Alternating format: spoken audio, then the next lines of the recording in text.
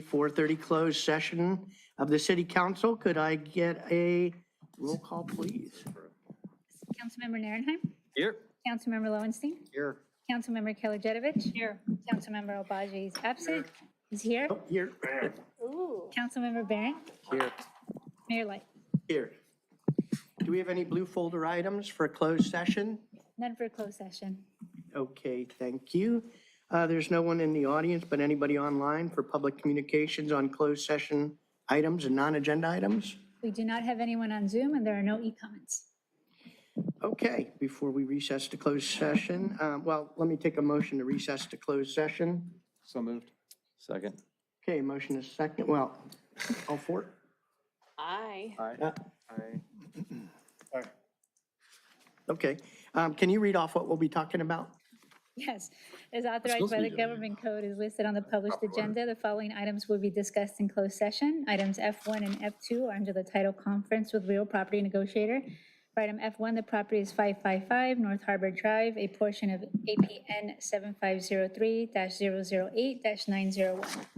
For item F2, the properties are portions of the Redondo Beach Marina parking lot, Seaside Lagoon, and California Surf Club, 239 and 245 North Harbor Drive, portions of APNs 7503-029-900 and 7503-029-903. Items F3 and F4 under the title Conference with Legal Counsel Existing Litigation. For item F3, the name of the case is Garces Daniel versus City of Redondo Beach, Officer Patel and Doe Officers 1 through 10, case number 225-CV-414. And for item F4, the name of the case is Law Offices of Christian Contreras versus City of Redondo Beach, case number 25-STC-P00193. Thank you. Thank you. City Manager Witsansky, who will be talking to these items? Yes, Mayor. For all items, myself, City Attorney Mike Webb, and Assistant City Attorney Cheryl Park. For items F1 and F2, we will be joined by Greg Kapovich, Waterfront and Economic Development Director. For items F3 and F4, we will have Diane Strickfadden, our Human Resources Director, and Joe Hoffman, our Police Chief. Okay, with that, we voted to close the, adjourn to the closed session or recess to the closed session.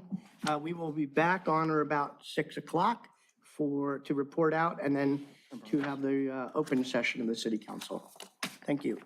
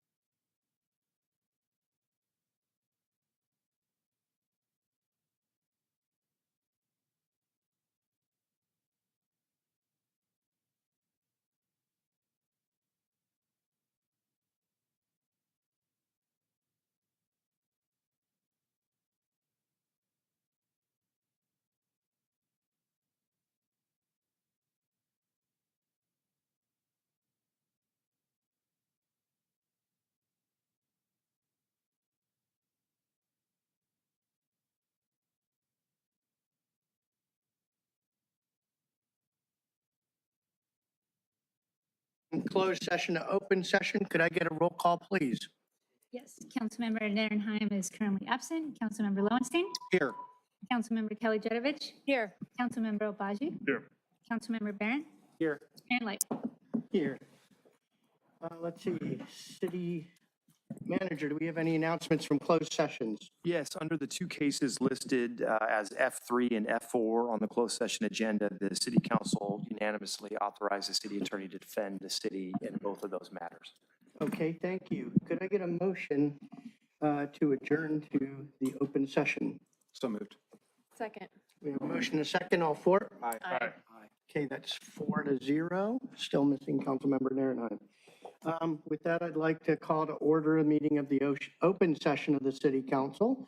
Could I get a roll call, please? Councilmember Narenheim is absent. Councilmember Lowenstein. Here.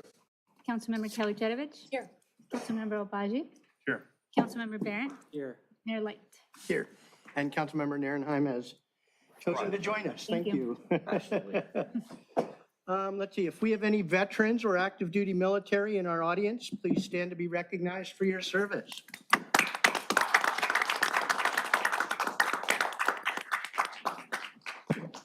Okay, now let us all stand for the salute to the flag and remain standing afterward for a moment of silence. I'm going to call up Isabel, who will lead us in the pledge. Isabel, the floor is all yours. Good evening. My name is Isabel. I am a fifth grader at Washington Elementary School. My favorite subject in school is science, and I love representing my neighborhood playing soccer on Beach Football Club in Redondo Beach. Please put your hand over your heart and join me in the Pledge of Allegiance. Ready, begin. I pledge allegiance to the flag of the United States of America and to the republic for which it stands, one nation, under God, indivisible, with liberty and justice for all. Thank you. Remain standing, please, for a moment of silent invocation.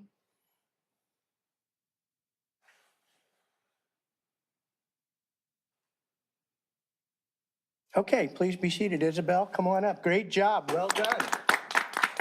Love that outdoor voice. Is that soccer on the sand, by the way? Yeah. That's awesome. That's tough. Good job, kiddo. Enjoy. Thank you. Stay up here for a picture with us. Yeah.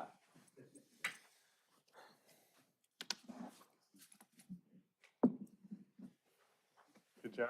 Thank you, Isabel. Well done.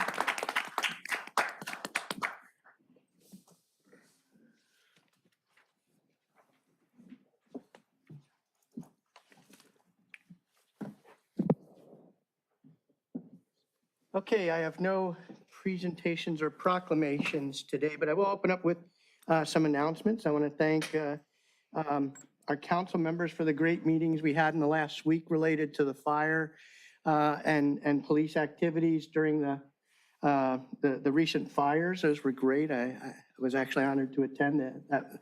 Both sessions were great. So I think it was good for the community here, and pay respects to our first responders who did us a great service, did the community and the county a great service. Second, I have a great announcement today. I just heard before our closed session that finally, after 2.5 years, I think it is, Southern California Edison has approved our plan for a small 5-acre park underneath the power lines west of PCH. So that's the first major growth in parks in decades, I think. So that's a good step forward. Also had the honor of attending the ribbon cutting on the skate park mural and the pavers. That was a great event. So thanks to our WED department, Waterfront and Economic Development Department, for putting that together. And it was great meeting with Andy Jenkins, who is a mural artist. And it's a great piece of art. I didn't know some of the history. The skateboarder in that is from, he used to do cartoons for skateboard magazines. And so that's where that character comes from. His name was Let Us Be. Let's see, I also, since council member and Mayor Pro Tem Kalajerovich had other duties on Friday, I got to sit in on a great thing, a civic seal presentation at Redondo Union, and I actually was quite moved by the presentation. Paula Valenzuela presented her case for making Cesar Chavez Day at the Redondo Union, and I'm so inspired, I'm going to make a proclamation for the city when the time comes at the end of March. So she was very persuasive, and thank you for letting me sit in on that. That was a great experience. And also, let's see, coming up, we got Super Bowl 10K. So just it's been a great week for great things, and it's going to keep coming. Councilmember Narenheim, anything you want to announce? Yeah, a couple things, actually. First thing is I was reminded by Public Works. I want to thank them for the work that they're doing in Alta Vista. They're doing the netting, the backstop netting. It's money that we put in the budget to redo the netting in the back, and it is, I stopped by today, wasn't able to take some photos, but it was really, really cool to see. So that place is going, the Alta Vista area is going to have, for the upcoming baseball season, new dugouts, new fencing, new netting, a whole slew of upgrades. Big shout out and thanks to both the Sunset Little League there that's doing a ton of that work, and the driving of the maintenance and Public Works that are executing those contracts. It's really cool to see that park being used as much as it is. Number two is, I was at the ribbon cutting ceremony last week for the skateboard park, which also included the art mural in the back there. And I want to thank the Art Commission for going through that whole art process. It's really, really cool. I mean, that is just awesome mural with great colors. It really stands out, one of a kind.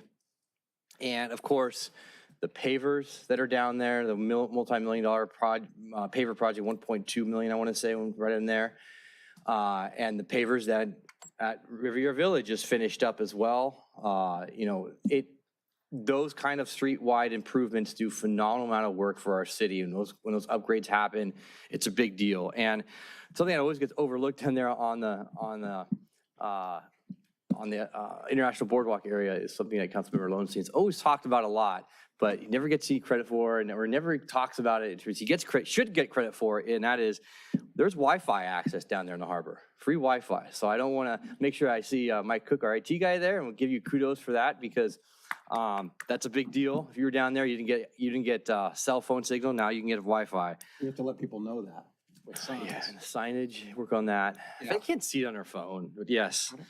And the last thing I want to bring up is I have my community meeting this Saturday in person, 9:30. It's the usual second Saturday of the month, and this is the second Saturday of the month. I mean, literally, first was on Saturday this last week, and last month, the way it worked out, I was the first up, and the fires were still getting going, and so I took a cue from other council members and police and fire, what they were doing, and I'm going to be at my council meeting or community meeting on Saturday, telling the stories, showing some video. I'll have the audio video there, so it'll be really cool for everyone to see. If you missed it last night or on Councilmember Lowenstein's meeting, you have another chance one more time. Great stories, amazing work, and I want to thank PD and Fire for all the work they've been doing the last few weeks. It's been, I know the stories that I've been hearing on my side have been absolutely tragic and amazing. It's just what they've been doing. And and then we'll have a little bit for free time for us, some other items at the community meeting. So other than that, that's it. Thank you.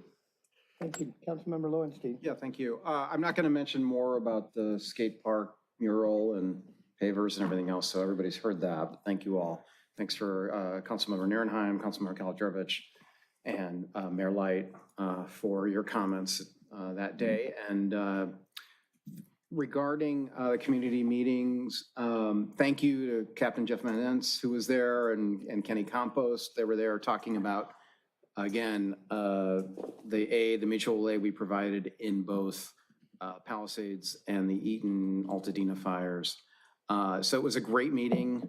Had Mayor Light there and Chadwick Castle also talking about their candidacy. So this is kind of interesting, but my last community meeting will be in February. And I'll tell you why it's my last one. That'll be February 19th. It's 2 weeks from tomorrow night. It'll be online Zoom. The topic will be the traffic study around the high school. So those of you that are concerned about the high school traffic flow, as well as new striping and new slurry sealing, please try to make that and add your comments. We'll have a consultant there with Ryan Liu from Public Works. Will be there. And I've opened it up, as I did last meeting, to folks that are running for office. So I know Councilmember Nierenheim is going to be there. Anybody else that's running for office in the mayoral office or District 2, they want to be there, even city attorney, email me ahead of time, and we'd love to have you speak for 5 minutes, talk about your candidacy, what's important about it. So I want to give everybody a chance to do that. So email me related to that. And then finally, as Mayor Light mentioned, the Super Bowl 5 and 10Ks will be this Sunday. I'll actually be starting the 5K, or the 10K, actually. No, 5K. You're doing the 10K. Which one I'm doing, which one you're doing. Yeah, mine's at 8:30, so I think it's the 5K. I think the 10K is earlier.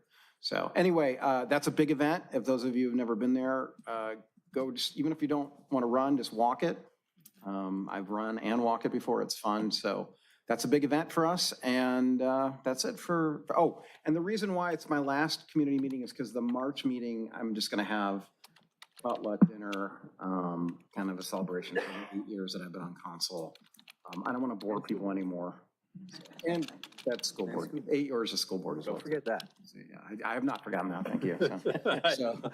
But anyway, that'll be in March. So again, February 19th, 6 to 7:30 on Zoom. You can register redondo.org under District 2. Thank you. Thank you, Councilmember Kalajovic. Yeah, you guys covered it all. The skate park, awesome. Thank you to Councilman Barrett and Obaji for including District 3 residents in your meeting last night. It was great. Thank you to our police and fire for responding to all the needs in our county. And I get to start the buggy race at the 5K, so we'll all be representing there. That's it for me. Thank you. Thank you, Councilmember Obaji. Thank you, Councilmember Barrett, for that brainchild, which was yesterday's meeting. And it was amazing to see all the firefighters there. Some firefighters had even brought their families to kind of bear witness to the stories that they told about their experience in those fires. And they put together a tremendous video, which you can catch on Instagram, of their experience going down into going on a PCH and seeing the fires travel across the highway. So thank you to the 130 residents or so that came out yesterday and packed the Performing Arts Center. Thanks to our police officers also for deploying to Altadena and Santa Monica to help our fellow communities out during a time of need. Really, we're super proud of our public safety officers and firefighters in Redondo Beach. We're very lucky to have them. So. Councilmember Barrett. Thank you, Mayor. I agree with all of that that's been said. And with respect to the community meeting we had last night where we welcomed home, thanked and learned from our Redondo Beach first responders, I also wanted to thank my fellow council members who I appreciate spread the word, and we were able to really have a robust engagement. And I think that was really helped a lot. Thanks goes to our Redondo Beach Chief of Police, Joe Hoffman, Redondo Beach Fire Department Chief and Harbor Master Patrick Butler. I thought Chief Jay May did an excellent job, and I want to thank the city manager for helping to make all that happen. So terrific event. That's all. Hey, thank you. Yeah, one of the things that stuck in my mind, there was actually 2 victims there. Appreciate that. So, and we got to see how they dress when they go do these things. So that was interesting as well. So well done all the way around. Appreciate the support from the first responders in that. It was very educational and I think cathartic for a lot of us. Okay, moving on to item E. Does anyone wish to change anything on the order of the agenda? Any of the council? I'll make a motion to approve the agenda as is. Second. Okay, motion and a second, all 4? Aye. Right. Okay, motion passes. Now we're going to take an agency recess to the regular meeting of the Community Financing Authority.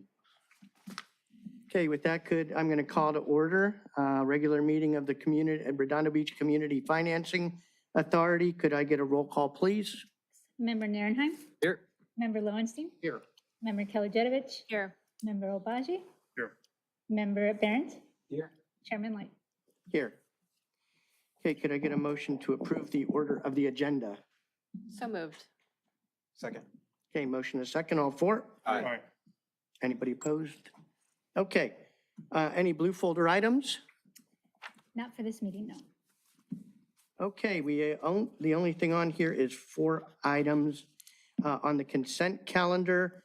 Does any of the council wish to pull any of those 4 items? Okay, can I get a motion to approve the consent calendar? Motion to approve consent calendar. Second. Okay, before we vote, does any member of the public wish to opine on C1 through C4 on the consent calendar for the financing authority, not the open agenda meeting? Okay, nobody in the audience, anyone online? We do not have any hands raised on Zoom, and there are no e-comments. Okay, thank you. So I'll call the vote, all for? Aye. Okay, that was unanimous. We have no excluded consent calendar items. We now have public participation on non-agenda items related to the Community Financing Authority. Does any member of the public wish to speak to the Community Financing Authority? No one in the audience? Anyone online? No hands raised on Zoom and no e-comments. Okay, let's see. Any referrals to staff? Okay, seeing none, I'll take a motion to adjourn. Motion to adjourn. Second. Oh, I'm sorry. Do you have to read any of the things we just passed? Nothing to read tonight, Okay. Mayor. Okay, we had a motion and a second to adjourn. All for? Aye. Okay, we have one absent, Councilmember Obaji, so it was 4-0.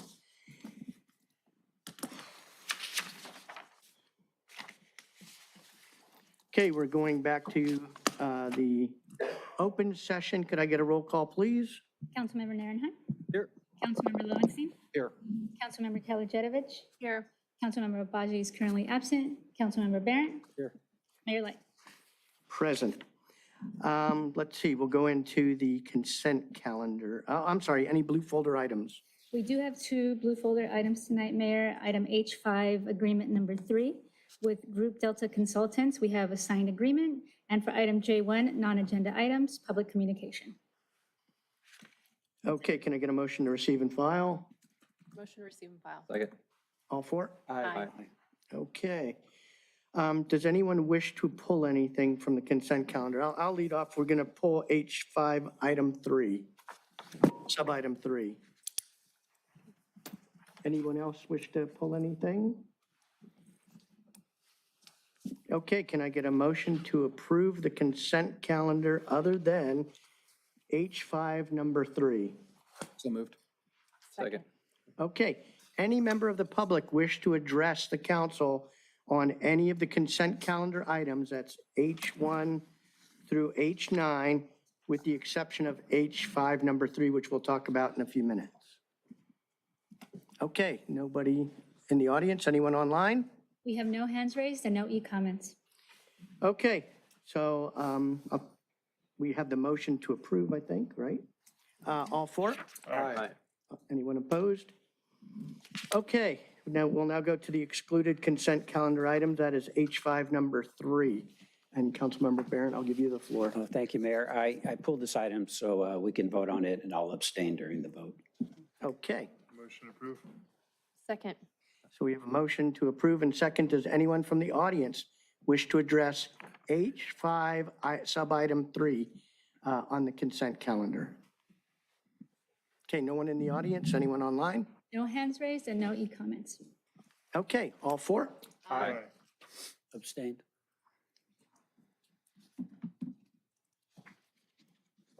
Okay, that takes us down to item J, public participation on non-agenda items. This section is intended to provide members of the public with an opportunity to address the council on any item that does not appear on tonight's agenda for action. This section will be limited to 30 minutes. Each speaker will be afforded 3 minutes to address the council and mayor, and each speaker will be permitted to speak only once. And we'll start with the written submissions, and I've got several of those. So let's see, we'll start with Jamie Pagliano and then Holly Osborne.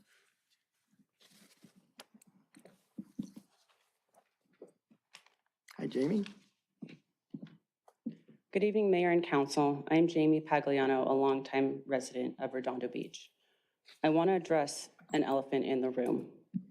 I was at the February 20th City Council meeting when Jim Light was appointed to fill Mayor Brandt's seat. That night, Jim repeatedly stated he would not run for mayor.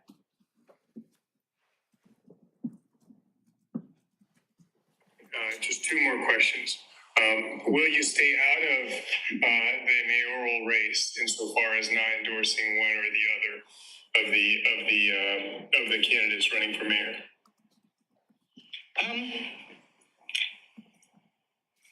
I don't know. I mean, if that's a requirement, I'll commit to that. I'm not sure. I'm not going to run for mayor. I know that. I'm not going to run for city council. All right. And lastly, as well, one thing I want to clarify, I want you to clarify actually, is at the beginning you said I have no intention on running for mayor again. The other folks that I've talked to said they will not run for mayor again. I won't run for mayor. Okay. Because I saw that distinction and I was like, that's drawing fine lines, and I want to make sure that No, everybody I don't understands play that lawyerese. we're not here to- I'm not, and no offense, but I wasn't playing lawyerese with that. I will not run for mayor. I will not quiz you on understood. Yeah, I'm not going to run for any of the elected offices, so I'm not using this as a stepping stool to some other political aspiration. Okay, that's good. Understood. Yeah, I'm not going to run. Mayor Brandt believed in integrity and keeping one's word. I know he would be disappointed to see an appointed Mayor Light go back on his public promise.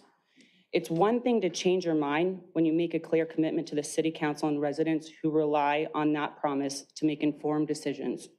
Breaking that trust is simply unacceptable. How can we trust a mayor who doesn't keep his promises? Remember that when you vote for mayor by March 4th. Thank you very much. Okay, Holly Osborne and then Brad Waller.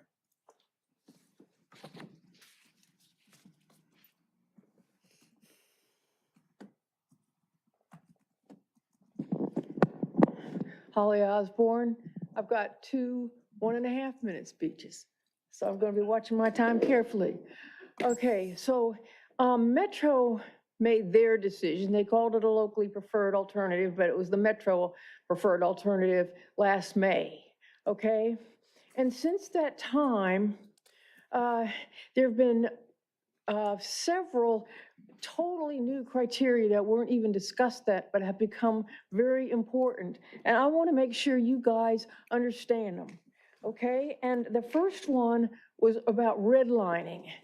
The certain supervisors have mentioned redlining every single time at the P&P meetings. And do you all know what redlining is?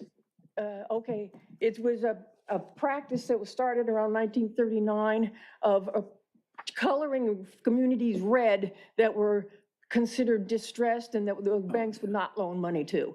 And sometimes they happen to be minority communities, okay? So anyway, they've been very negatively impacted, and Metro said we're not going to negatively impact them again if we're considering something that's been redlined. And so I'm just wanting you to all know that Lawndale is very red, okay? You've got this picture in front of you, and I flipped it over and put the streets in so you can see them, and the two options, the right-of-way and Hawthorne, both do go through Lawndale, but Lawndale prefers the one that goes down Hawthorne Boulevard, okay? And so they think that will least negatively impact them. And like I said, the Board of Supervisors mentions this redlining criteria every single time on their other projects. I wanted to make sure you knew what it was. Okay, now, here's my second topic. And I emailed you that. This other one just came up on October 8th. Holly Mitchell, Board of Supervisors again, gave a big speech on green space and the urban forest. And I sent it to you. I can't play it because it takes 8 minutes, but they're absolutely convinced of the importance of green space, and that is Lawndale's green space. And she's especially for unincorporated areas, she stated that there were inequities in green space and trees in LA, across LA County for different communities. And it wasn't an accident, okay? So you can read the speech. It almost sounds like everything we've been saying about green spaces, but she was adamant that green space is important. Now, this came out in October. That would say, don't go down the row as well. So that's just two more arguments for Hawthorne Boulevard and not the row. And you've all got copies. If you don't, let me know, okay? And I know you can see red because I was seeing red, and I found the tool and did this myself. Goodbye. Thank you. Brad Waller and then Sarah Martin.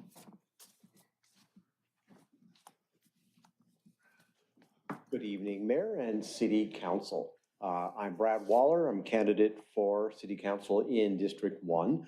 And I wanted to talk a little bit about something that's come across a lot while I've been knocking doors, talking to people.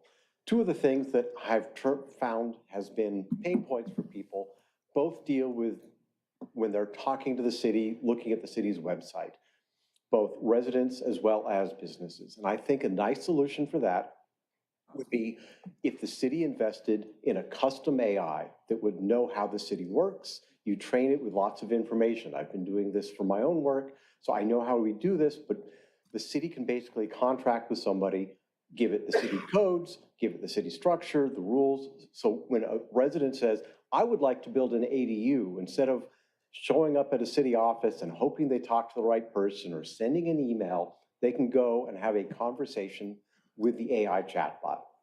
They'll say, I'd like to build an ADU, and the chatbot would say, well, tell me more about where this would be. And by the time they're done, they would have a checklist and they would have all the information, who they need to talk to, what kind of permits they need, how the zoning works, all of that. Very similar for businesses. I had a neighbor who wanted to open a business and he was having trouble finding the right person and hearing back. Again, if we had that chatbot, it would come off and they would tell him, you know, here's your zoning, here's your permits, here's your list of people you need to go to, and go down the line, and he would have a checklist. Accelerate the way that we can get a business started in Redondo Beach and make it easier for our residents when they want to do something on their own properties. Thank you very much. Thank you. We can't see the presentation, so I don't know if something's wrong with the system.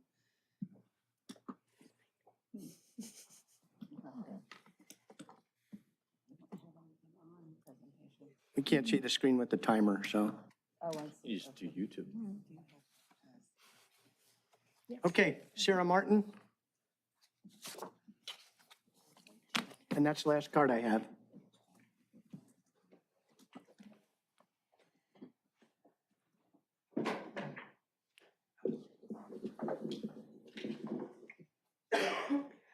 Hello, I'm Sarah Martin, a Redondo Beach resident. This is my second speech on good governance, focusing on transparency, accountability, responsiveness to the public, and good faith. Those principles arise in us as individuals, attract like-minded people to groups, and are most powerfully exercised or not in every public governing body in this community, state, and nation. I had a different speech planned for tonight, but the harmful onslaught of unconstitutional and immoral actions of the Republican White House administration demands another message. I speak as the daughter and daughter-in-law of good men whose fellow World War II soldiers fought and died fighting fascism. 7 years ago, our fathers brought forth on this continent a new nation conceived in liberty and dedicated to the proposition that all men are created equal. Now we are engaged in a great civil war, testing whether that nation or any nation so conceived and so dedicated can long endure. We are met on a great battlefield of that war. We have come to dedicate a portion of that field as a final resting place for those who here gave their lives that that nation might live. It is altogether fitting and proper that we should do this. But in a larger sense, we cannot dedicate, we cannot consecrate, we cannot hallow this ground. The brave men, living and dead, who struggled here have consecrated it, far above our poor power to add or detract. The world will little note nor long remember what we say here, but it can never forget what they did here. It is for us, the living, rather, to be dedicated here to the unfinished work which they who fought here have thus far so nobly advanced. It is rather for us to be here dedicated to the great task remaining before us, that from these honored dead, we take increased devotion to that cause for which they gave the last full measure of devotion. That we here highly resolve that these dead shall not have died in vain, that this nation, under God, shall have a new birth of freedom, and that government of the people, by the people, and for the people shall not perish from the earth. Abraham Lincoln. I ask you to imagine yourself among the listeners at Gettysburg, Pennsylvania in 1863, as the 16th President of the United States spoke to all Americans. Notice your thoughts about how the spirit and intention still apply today at every level of our representative democracy. Consider your role in how it plays out here and in our nation's capital. We, the people, individually and collectively, according to our own character, priorities, and actions, Next time. are responsible for the government we elect, Motion to extend 30 seconds. Second. and Okay. those who govern us All are for it? responsible to us. Thank Bill. you. Okay, anyone else? We're out of the cards, so anyone is welcome to come up and speak at this point.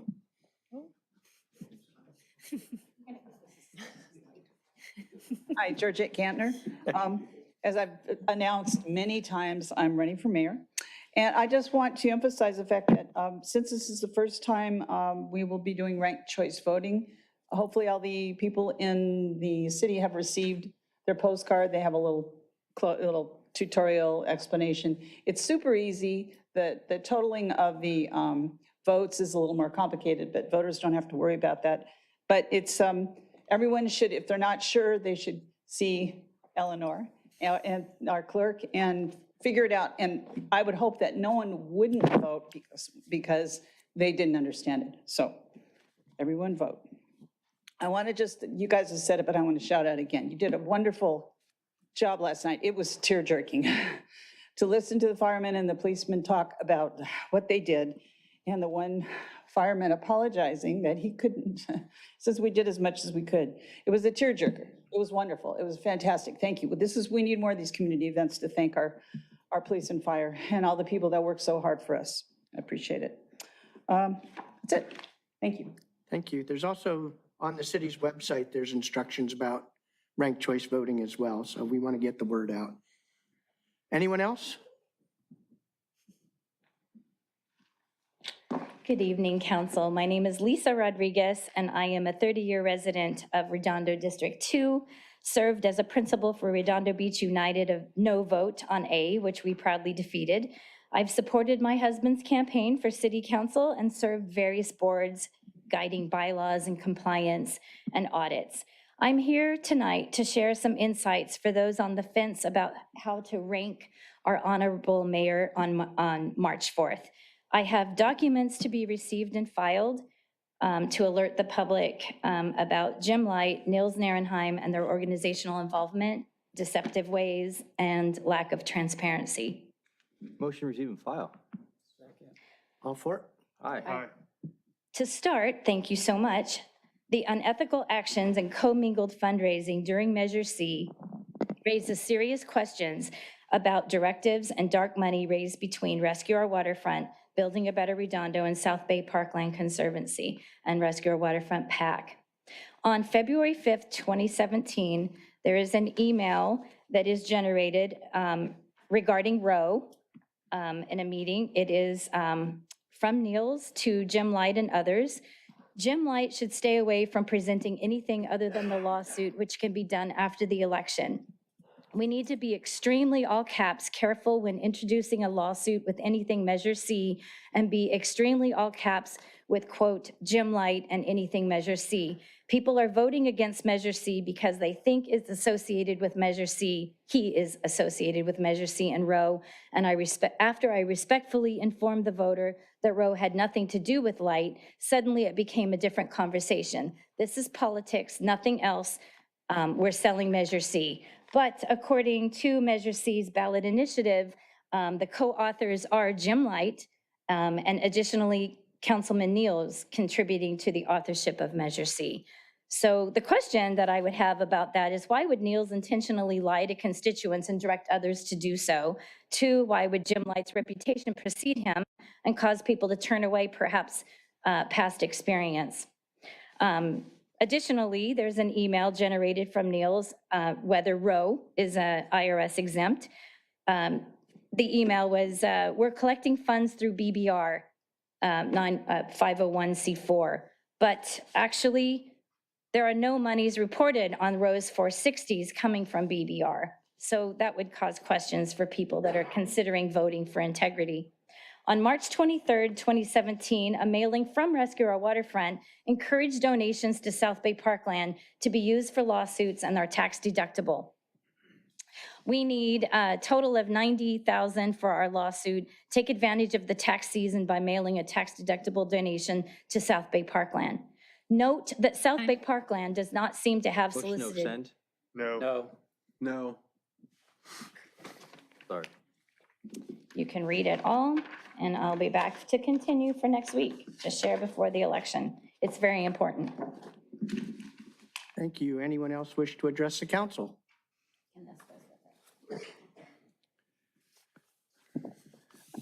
This is the only time I feel tall. Good evening. You can raise it. There's a button on the side. To your right. Down below? Nope, to the right, down. It's all right. I have a teenager who would be laughing right at this point in time. Anyways, good evening, city council members, city staff. Thank you for this opportunity.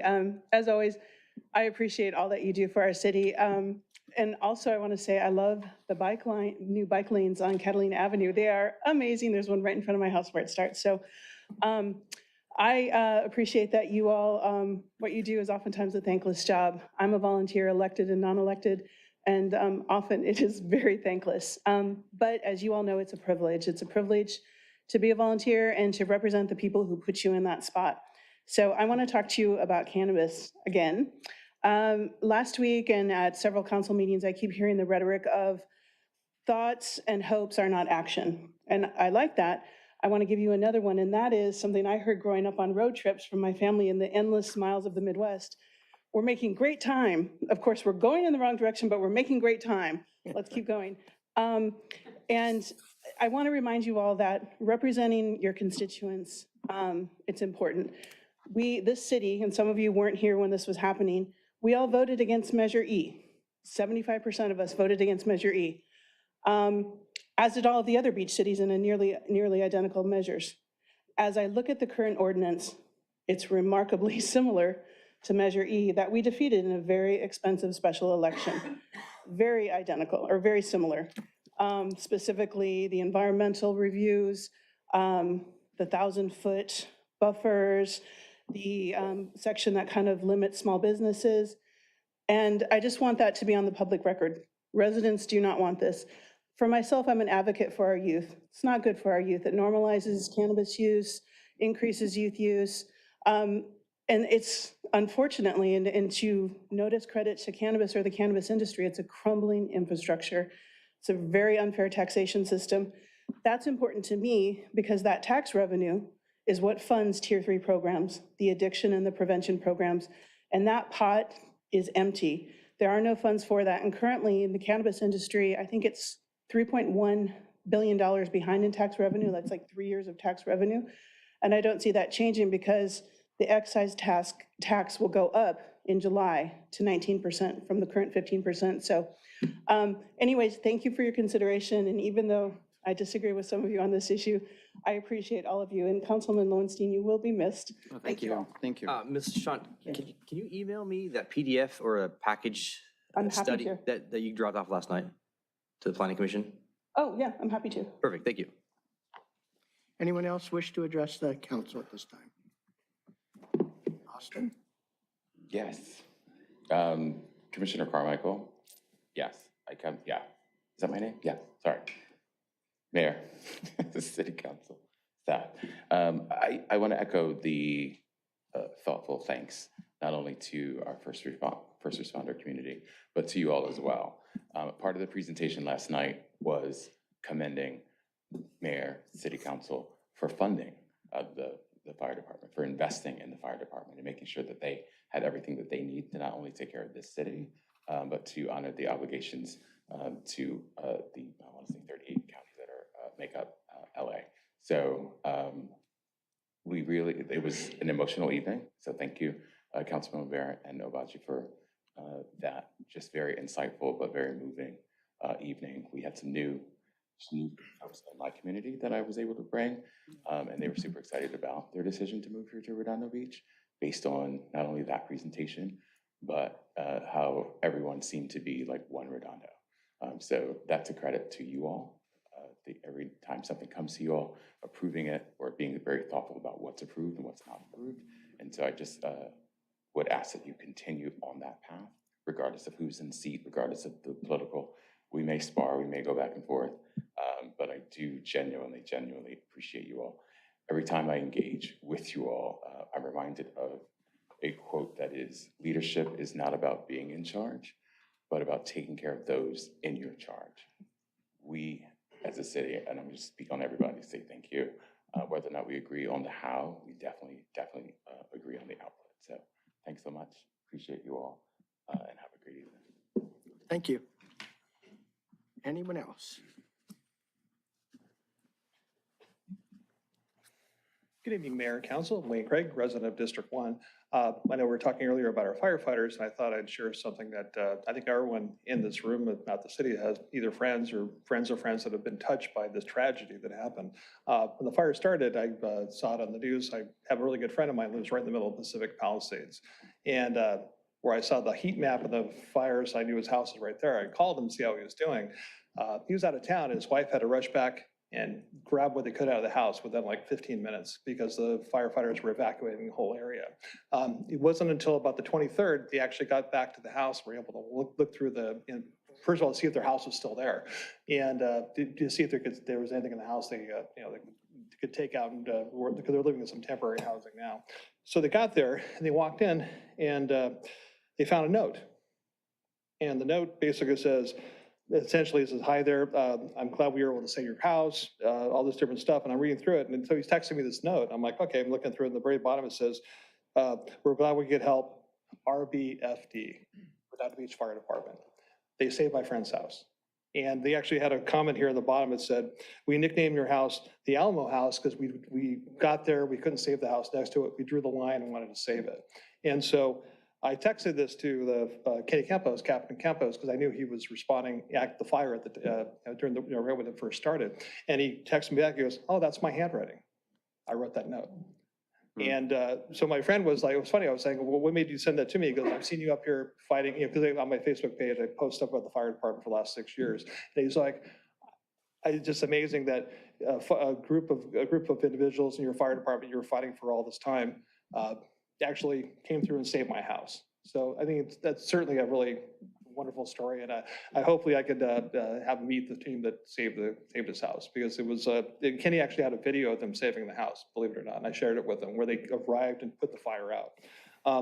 Finally, one other thing I'd like to say, and I don't want to really end on a negative note, but I just heard earlier something here that was so blatantly false that I got to say something about it. Those allegations made by this individual about Reservoir Waterfront, the election, were absolutely patently false. And if you need proof of that, it was proven in the state Supreme Court. 8 years of cases, we racked up over $1 million in legal expenses defending ourselves. For this person to falsely make that allegation of something that is totally untrue is really reprehensible. And if they want to dredge that back up, that's fine. I'll be happy to produce a box of documents to show everything that they said was absolute falsehood. Never happened. The state found there was no justification for that. And so if they want to continue to say that, go ahead. Just because they say something 1 million times doesn't mean that it's true. Thank you. Thank you. Anyone else wish to address the council at this time?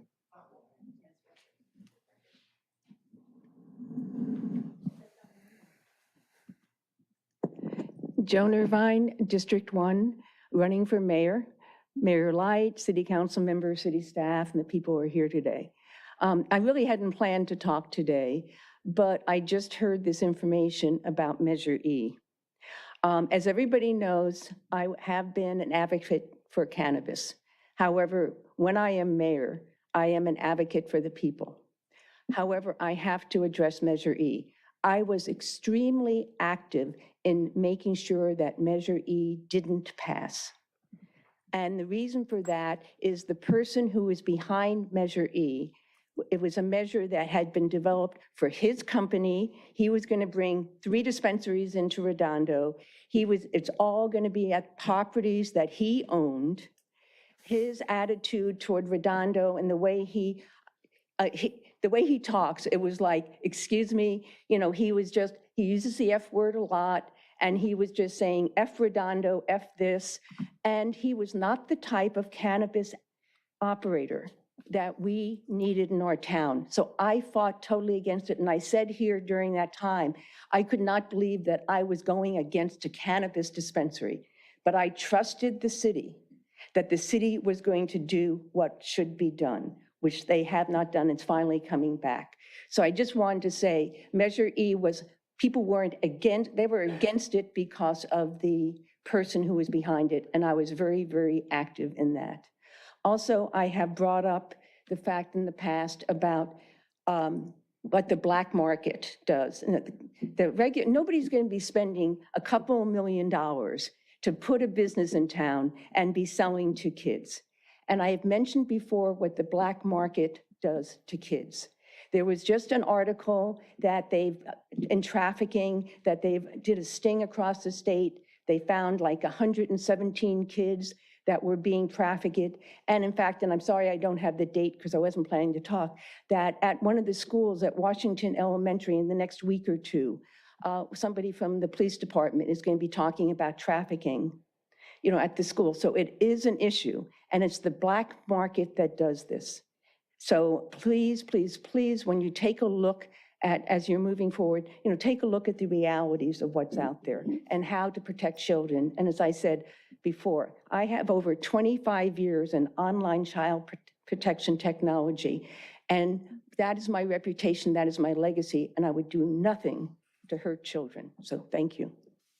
Thank you. Anyone else wish to address the council at this time?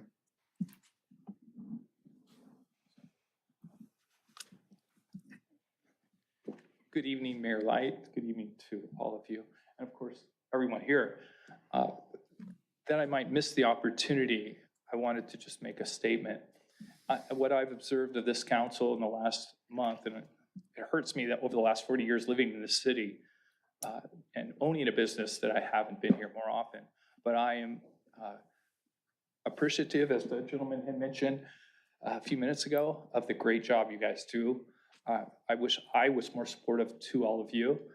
I think we're very fortunate.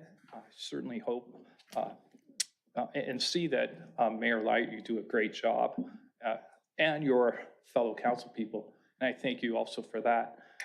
We're very supportive of you. I know anybody who's been in this hall here would feel somewhat as I do.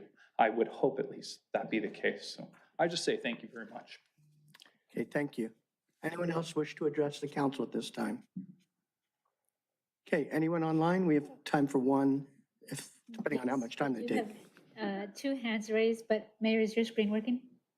Is it? No. No? Okay. And neither is Councilmember Keller-Jaravich's. When we go to present, it's just gray screen. For all or just All of them. all of them? Okay. Thank you. Okay. We do have a couple hands raised. We have 2. So I think we got time for one, Okay. depending on how fast The to go. first one was Marion Butler. You can go ahead and unmute yourself and begin. Hi, everyone. Can you hear me? Yes. Thank you. Thanks, everyone, for letting me speak tonight. Nice to see you all. I'm here to talk about last night's Planning Commission meeting where cannabis was discussed and recommendations were made. I want to start by saying I agree with everything that Melissa Deschamps said. And I also want to stress that District 4 residents don't want any more dumping of undesirable businesses in our district. District 5 residents don't either. They don't want cannabis dispensaries, as evidenced by Council Member Brandt's community poll. Why? Because there's a safety risk for our amazing children. The dispensaries will hurt our schools. We've already had THC-related deaths in our district, and we want to prevent any more of those. At last night's Planning Commission meeting, Jean Solomon, the city treasurer, said that all cannabis delivery is legal in our city. This is not true. Planning Commission is also misinformed that if we don't open dispensaries, the state could come in and operate cannabis to start selling cannabis. That's totally false. Planning Commission was told retail cannabis sales are happening all over the city and nobody knows where it's coming from. That is also false because first, retail cannabis isn't legal. And second, the state has track and trace. So the state tracks it, and when it's delivered, there's a photo ID uploaded into the system. So the state is fully aware of who is ordering what. So my point is, people are being misled. Our Planning Commission is depending on you as our leaders to be honest and transparent. This isn't a done deal. You have to vote on the first ordinance next week, then vote to adopt 30 days after public comment. Planning Commission is recommending for you, well, based on what I heard last night, was for you to get rid of the 1,000-foot rule between the dispensaries because locations where cannabis dispensary owners are already renting are within 1,000 feet of each other. And by taking out the 1,000 feet, you can have dispensaries close together like in D4 and D5. Council member Brent asked for the Dale Page Park area to be exempt as that's a park.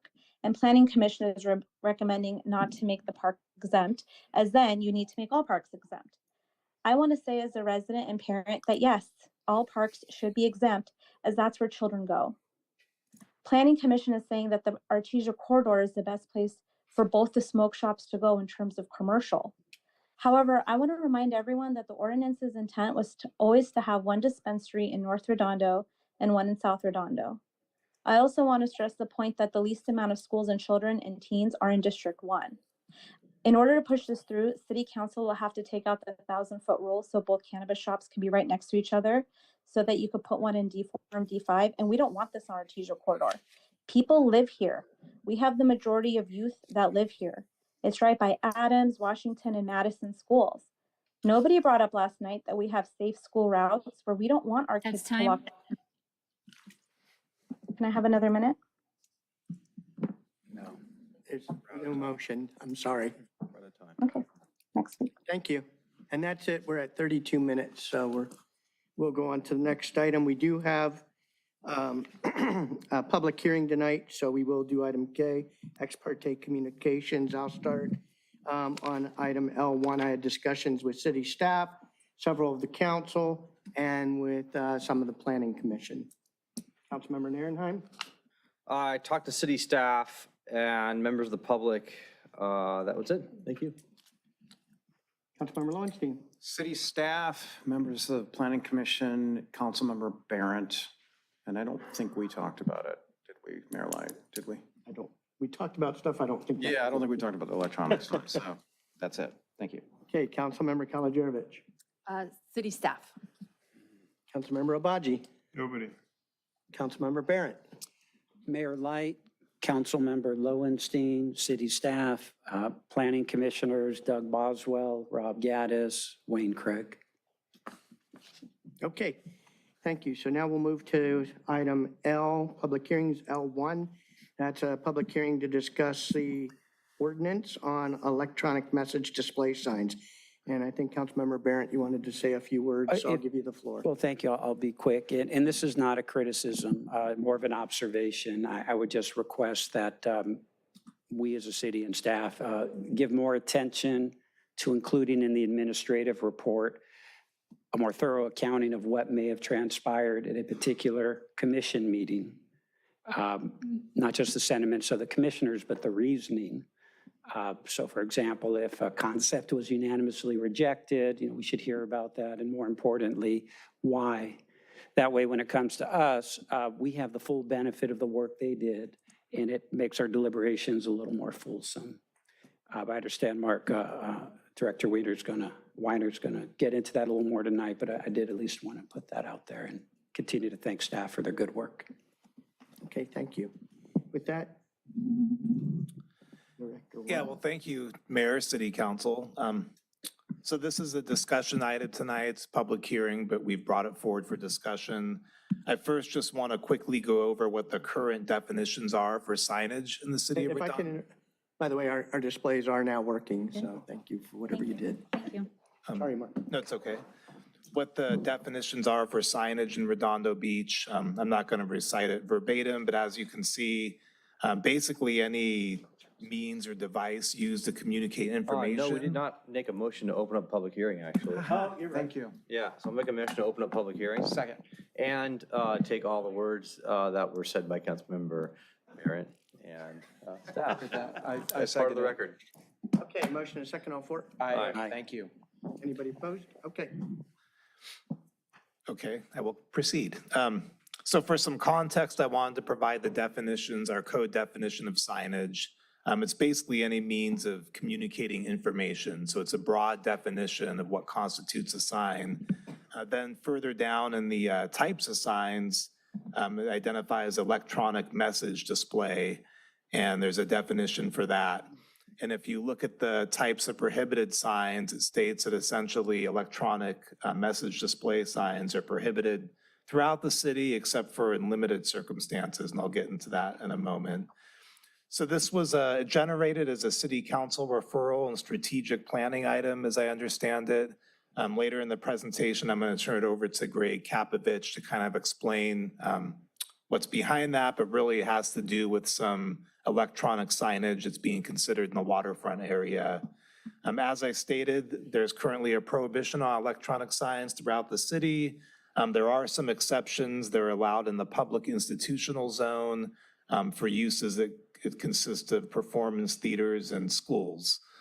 The prohibition is really intended to prevent the proliferation of electronic signs and billboards throughout the city and any associated sign blight or visual impacts that may accompany that. And the one issue with this prohibition is it does limit the city's ability to install programmable signage where we can provide information and messages to the public. I've shown a picture at the Performance Arts Theater. This is their electronic display sign that's currently there. And part of the reason it's electronic is because they do have different activities, different performances, shows, and they want to be able to change the signage frequently to reflect what's occurring at the Performance Arts Center. And there are standards that are pretty well laid out in the code that define or prescribe how the sign can be installed. So the initial draft amendments that staff prepared would allow electronic display signs on any city-owned property or public institutional zone. The signs smaller than 30 square feet could be approved through administrative design review. This is because the code is so specific with regard to the standards for these signs. Anything larger, it was proposed that those would go to the Planning Commission or potentially Harbor Commission. It would be subject to the same standards for the performance arts. We referred to that. And the reason we had recommended that it be citywide was just so, it wasn't that we want, the staff when working on this wanted to see a proliferation of electronic signs throughout the city. It was really to be able, give the city the ability to install electronic signage in other locations if it might be needed, if it might be necessary. And the number and the design would ultimately be controlled by the city. So the city would have significant control over where the signs are located and how many. But the real focus of this is the waterfront. And it's shown on the picture on the right. This is this is the sign in the part that's circled where it'd be proposed to get an electronic display, and Greg will speak to that, along with some electronic directories. This is a map that was shared at the Planning Commission meeting. It highlights the different areas in the city where electronic signs could be installed if they're PI zone or city property. I didn't count the dots, but the planner who worked on this told me I think there's about 50 different locations that could be potentially open to this. So I do want to touch on the Planning Commission review and recommendations. And I think we did miss the mark on the staff report because we included the resolution which had the commission's recommendations for the ordinance. But there was a discussion at that meeting that I want to convey to the city council as part of this presentation. So I went back and watched the video, and the Planning Commission, I would say they unanimously expressed concern about the appropriateness of electronic signs in Redondo Beach. Really the effect it might have on community character, and I'm kind of summarizing because the comments were coming from different places. They didn't, in their motion, state this, but this is what I gathered from the deliberation. And in particular, their concern was if these signs were installed citywide, what the effect could be. And they were interested if we were going to have this in the waterfront area, that be limited to the waterfront and maybe in limited number, possibly to that one specific location I showed in the photo. So some of the recommendations they made for modifications to the ordinance were to limit it to the waterfront area only, that all signs should be reviewed by the Planning Commission, that could potentially be the Harbor Commission if it's in the waterfront, and that a conditional use permit should be required for the signs rather than design review entitlement. Staff commented on this in the staff report. Typically, a conditional use permit is for business or land uses. We talked about that the last meeting. So I don't know if that's the appropriate entitlement for a sign. However, the design review does give the city discretion over the design and the standards on an individual basis for the signs. So I think design review would be the appropriate entitlement. So with that, there are some policy considerations or options we would like to ask of the council. And one is, does the city council support electronic signage? And if so, where? And if the council doesn't, that probably precludes the rest of the items, but I'll go through those. Also, should they be limited to only the waterfront area? Should there be a limit on the total number? Should there be a limit on the size that's reviewed by the Planning Commission? And what commission specifically should review these if the council decides they should be reviewed by a commission? Should we have an exemption for electronic directory signs? And if so, where and what size? And I've shown an example in the picture right here. I don't think this is exactly what being proposed for the waterfront area, but my understanding is that it's something fairly similar. And does the city council support replacing the 4 pure directory signs with electronic displays? And with that, before you consider these policy considerations, I want to turn it to Greg Kapovich to just explain what's being considered for the waterfront area. Yeah, thanks, Mark. Greg Kapovich, Waterfront Economic Development Director. This is really born from a few years ago. There was an appropriation from City Council to appropriate about $100,000 into the CIP to actually install the electronic sign under that existing freestanding sign. While staff was actually, working towards that goal, we noticed that it's actually prohibited in the code. So we started thinking about ways to adjust the code to accommodate. So that deals with the freestanding sign as it is. It's not really meant to be an advertising billboard. It's meant to just highlight the businesses that are in the waterfront, potentially have announcements for city events. We do anticipate a boat launch being on Moldy. It could advertise when that boat launch is closed because of inclement weather, things like that. We then, as a staff, expanded the text amendment to include smaller signage that we could use for directory signs out in the waterfront for wayfinding. What we're finding is that it's, with business turnover, a static image, a static map can be outdated fairly quickly. So this electronic directory wouldn't also be a scrolling advertisement scheme. It would really just be a similar static map with a list of businesses that would just be really easy to change over with a few keystrokes. That's the intent behind that aspect of it. But you heard what the Planning Commission thought, and we're open to your discussion and your questions. Yeah, thank you, Greg. I'm quickly going to go over the recommendations, and I'll go back to that slide on the policy considerations. So one is to open the public hearing, take testimony, give direction to staff on the language of a final draft. And then the council does have the option of continuing this item to public hearing, subsequent public hearing on February 18th for adoption of an ordinance, or a later date if the council determines that it needs some additional study and work. So those are the recommended actions for the city council. And with that, I'll go back to the slide on the policy considerations, and I'm available for any questions about this. And one final comment, if I could, Mayor, it's really at the council's discretion here. If we want to keep this a very minor text amendment specific to the site and location that was identified in the photograph there that would support Moldy and waterfront-related businesses, that's very easy for us to amend the existing code and come back on the 18th with a proposed ordinance that would allow for that use. If you want to get deeper into the ordinance and expand the scope and size of permitted locations, and if you have more substantive follow-up research that would be associated with that, we would not recommend that you continue to a date certain, that you probably just say, come back with that information and allow a future council or perhaps this one, depending on how quickly we could return in March, an opportunity to reflect on that information, then give final direction. So depending on how big or small we want to ultimately make these amendments, I think would dictate ultimately what our next steps are here. As was mentioned, the genesis of this item was really to help facilitate the sign that was installed. That was Councilmember Lowenstein's initial referral and part of an initial CIP budget modification. I believe Councilmember Nierenheim was involved in that at the time as well.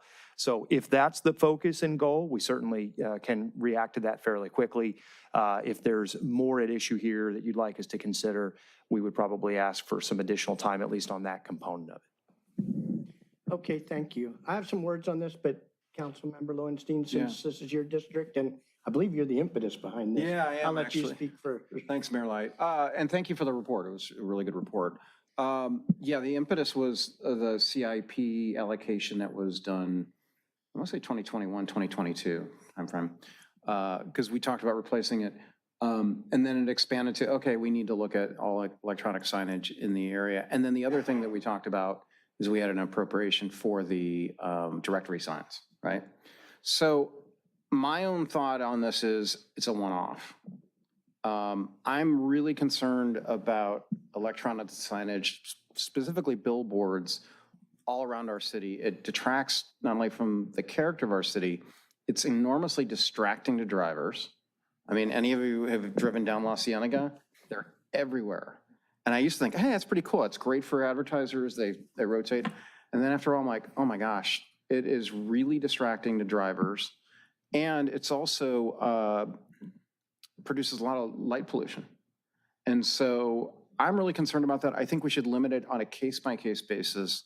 And in this case, that particular location in Moldy, I never really thought about the implications of the display signs that we're talking about, the directory signs. I personally don't think they should be part of this. I think maybe that could be part of administrative review, because those aren't as distracting. They don't create the light pollution. And honestly, as Director Weiner said, or maybe it was Greg, you said it, there's constant turnover. And so I hate to see what's on the directories from years ago. People do not know where to visit these businesses, and it really concerns me. If we can update it and allow that, I think that would be fine for administrative review. But I'm not okay with electronic signs being part of administrative review. It should go to the Planning Commission for CUP. And one of the reasons for that is it should be a case-by-case basis and control it. But the other thing is, if it's administrative review, there's no appeal, is there? Appeal process, right? Well, yeah, there always is. It depends on how we write it in the code. There can be. There can be, yeah. There can be on that. I do think that it has a time and place for the Planning Commission. They feel strongly that they should be part of it, not, I don't want to divide it between the Planning and the Harbor Commission. I think that gets too complicated. And I think there should be an exemption for electronic directory signs, at least in the harbor for now. But, you know, if and when, let's hopefully soon, the Galleria gets revitalized, there might be directory signs outside where people want to know where to go. I don't think it should be something that is, the Planning Commission should go to that. They're fairly small in size. We're not talking about giant billboards, so. And so I personally think the ones at the pier are fine. I think it's much needed. And that's it. So I think I've pretty much talked about all the options and considerations. Thank you. Thank you. That's a good historical perspective on this. Appreciate it. And I'd like to add my experience on Harbor Commission. When we were building the amenities plan, if you look at the amenities plan, wayfinding signage for vehicles, pedestrians, and bicycles is peppered throughout. And in fact, one of the project action lists that was a short term was develop a comprehensive signage and wayfinding program for all three of those elements. I know we discussed, and I think it was Commissioner Bauer was very strong on the interior wayfinding signs so people could find their way to different businesses. A lot of people go down there, they don't know, where to find the International Boardwalk or there as anything beyond that. And I know we discussed that digital is probably the best way to go on that because of changes. We also talked though about it not just being static, but similar to mall kiosks, right? Where you can click on stuff and you want to, different ways to find what you're looking for. And we also talked about being able to advertise for events like the Kite Festival coming up. So people had a draw to come back. So I did want to add that perspective. I don't know if 30 square feet, if that was the intent of that, seems awful big for a pedestrian, under 30 feet, I think is what you had in your briefing there. 30 feet seems pretty big. These, at least the display portions are generally not that big. We have one in Riviera Village that I don't think detracts from the character of the village. So I do think we should separate these pedestrian wayfinding signs from, the big billboard type signs that you expect people to see. I did get the same feedback as Councilmember Barrett that perhaps the report didn't reflect accurately, how much the Planning Commission was opposed to this.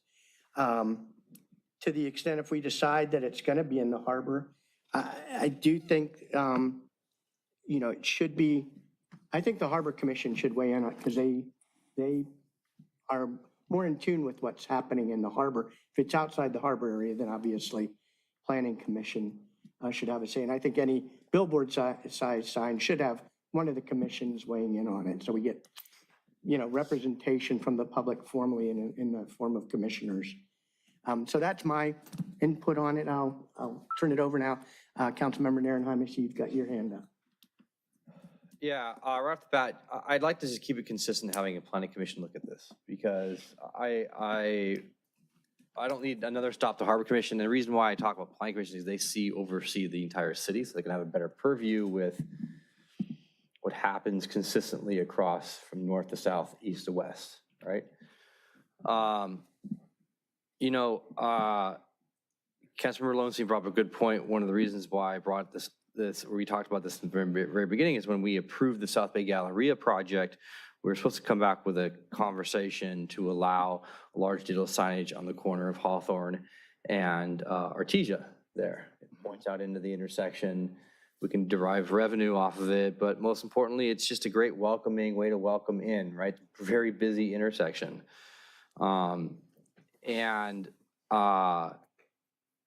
On private property, right, with South Bay Galleria, if they want to have wayfinding like this, that's allowed, right? They can do what they need to do. Riviera Village was brought up. That's a very big hit with the businesses down there, the Riviera Bid down there.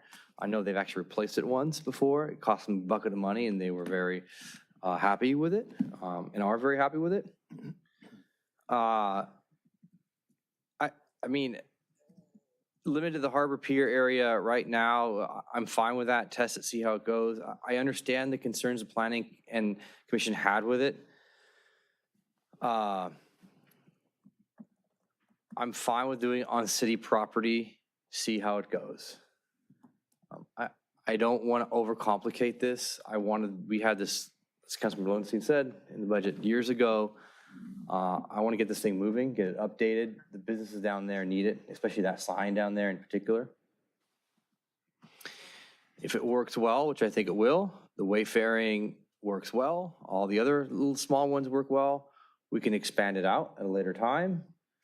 But I'd like to just see this kind of start moving forward sooner than later, rather than just sitting here going through all these multiple different processes. So that's where I stand on it right now. Thank you. Director Kapovich, looks like you want to. Yeah, just one quick point of clarification. The way that the municipal code reads right now, how it delineates what the Planning Commission sees and what the Harbor Commission sees. The Harbor Commission has purview over all conditional use permits and all design reviews within the harbor. Anything outside of the harbor, those issues fall to the Planning Commission. The Planning Commission also has purview over all general plan amendments, text amendments, and zone changes citywide. So the Harbor Commission doesn't have a purview on general plan and zone changes, but it's the only stop for CUPs and design reviews. But to that fact, we're not issuing ourselves a conditional use permit, right, for this particular project. We're amending the code to allow this to happen. Via a CUP or a design review for the larger component, right, Mark? That's correct. So we would be issuing the entitlement to ourselves in this case. Well, I think the bigger point here, though, is what we're recommending is not a CUP, but a design review standard, whether it be at the staff level through administrative design review or at the Planning Commission or Harbor Commission level is really what we're seeking direction on. As Greg mentioned, anything that's in the waterfront area as currently defined would naturally default to the Harbor Commission if ultimately the recommendation here was design review standard and entitlement at that commission level. If, to the point made, we want to make sure that the Planning Commission is seeing this sign, we would have to add signage to that list of items where the Planning Commission is always involved, as opposed to this defaulting to the Harbor Commission. I mean, I don't want to slow it all down dramatically, but I do want a relief valve so that staff can approve and then it can be appealed to planning. Because that way the public has an ability to appeal, or the applicant has the ability to appeal, whether it's ourselves or, is that possible?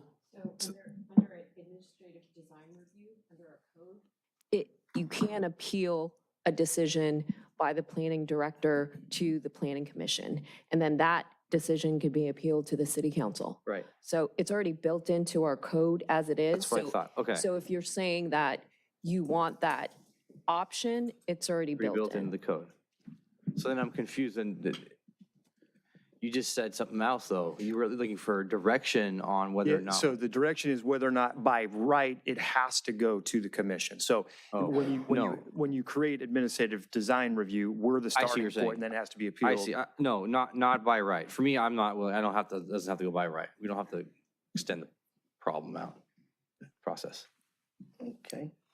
I'll state that I disagree with Planning Commission getting final say on something in the harbor when they have done so much work on making sure that everything is integrated down there with respect to the amenities plan and everything else. And any building that goes down there, the design of that is going to have to go through the Harbor Commission.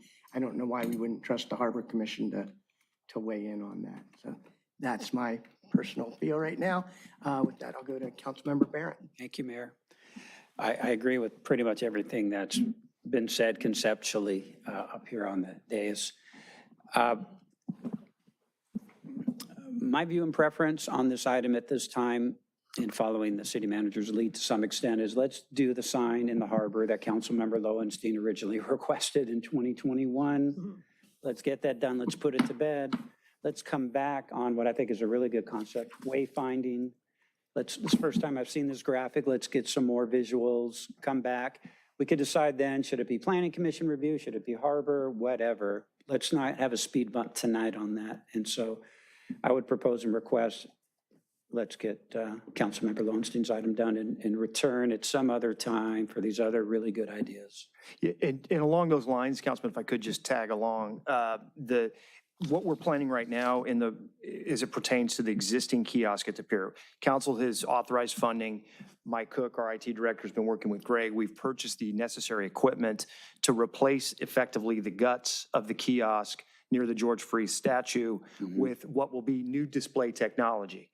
It's effectively a TV that what we're planning to do is program the updated map, directory, and list of businesses. We believe if we limit it to just that display, we are not running afoul of the electronic display requirements that are in the code.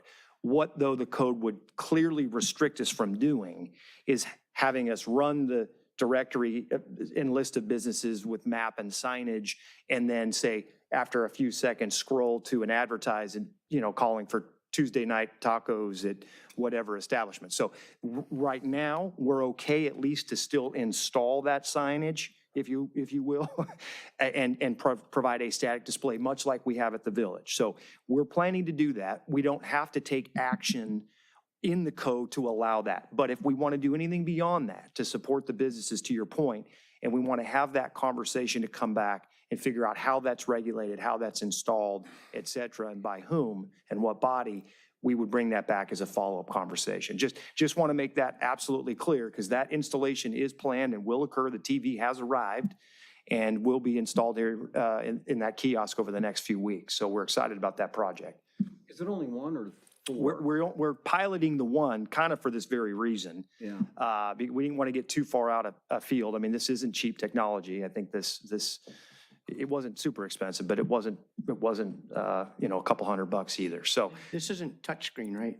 it will not be touchscreen at this point. Touchscreen, I think, starts to get into the broader code language here. Right. So we're looking at Asking this. if what you purchased was No, touchscreen. absolutely. It has that capability. We're not going to be turning that on. So that's the point. We may want to have that conversation. We'll be using just a small portion of this screen's capabilities for the Because time even being. with just wayfinding, touchscreen adds to the way you get data. Absolutely. Right. And You can search for food, you can search for retail. This has that technology. We just won't be using it until we amend the code properly. Understood. I'm sorry, were you? No, that was it. And thank you for filling in on that, Mr. City Manager. So that would be my proposal. I want to hear from other council members and the public, but I'm inclined to make a motion or have Councilmember Lowenstein make a motion along those lines to. Councilmember Abaji, did you Yeah, my hand raise up. your hand? Yes, please, Mayor Light. So at some point, is this discussion just about the public institutional zone? Because at some point, the Galleria had requested some sort of potentially signage on their Right, property, absolutely. And at some point, they also want to have this conversation. We've been waiting for them to propose something more formally. And of course, as they get closer to renovation, I think that becomes a more, robust discussion. But there is the potential for that site to also benefit from some level of wayfinding electronic display technology. How and when and what level of regulation is ultimately up to the council.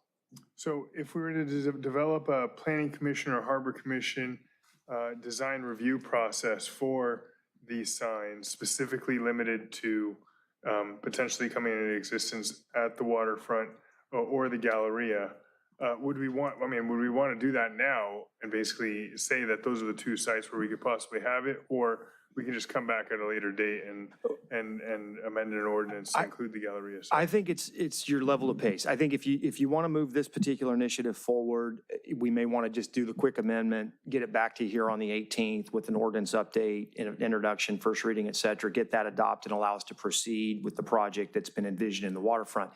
But that said, we're happy to continue working on this conceptually and to come back at a later date with the council and the planning commission, of course, for their input to talk about how perhaps the electronic wayfinding directory sign component of the code could be better drafted, in my view, and create the flexibility I think most of us logically would like to see in that sort of tight time frame in those appropriate locations.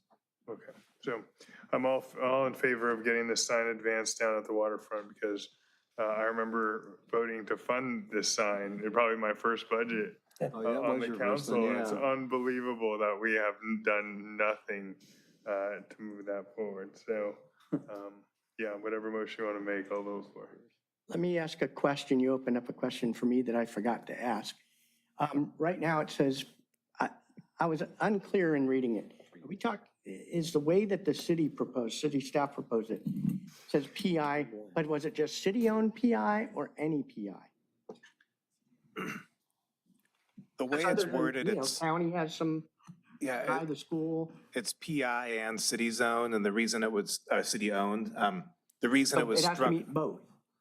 That's the way it's drafted now, but we can modify it to be specific to the waterfront. There's a section in the No, I code. know, but in the broader discussion, it said, I was unclear what you meant by PI and city-owned. Does that mean, first off, you go through the check, it's got to be PI, and then second, it has to be city-owned?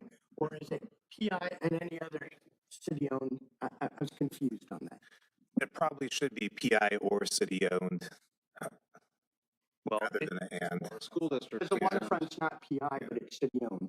Yeah, I think the idea there is it would be based on that chart and locations, that's city and PI, based on those bubble diagrams. So, and clearly that's not, I think, what the council I'm hearing is coalescing around in order to advance and accelerate this project. So I think if we want to consider that and figure out where it might make sense to be, where it would be considered appropriate to have future signage in community centers or other areas, that would be a secondary conversation. Okay, I just didn't understand. Yeah.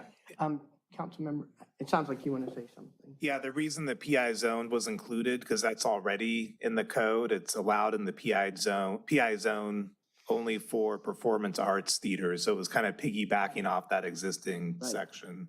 PI plus in Branch it that out case, to yeah. The school city-owned. district is exempt from it, right? Because they have electronic signage. I don't think they are, yeah, I think their wayfinding interpretation is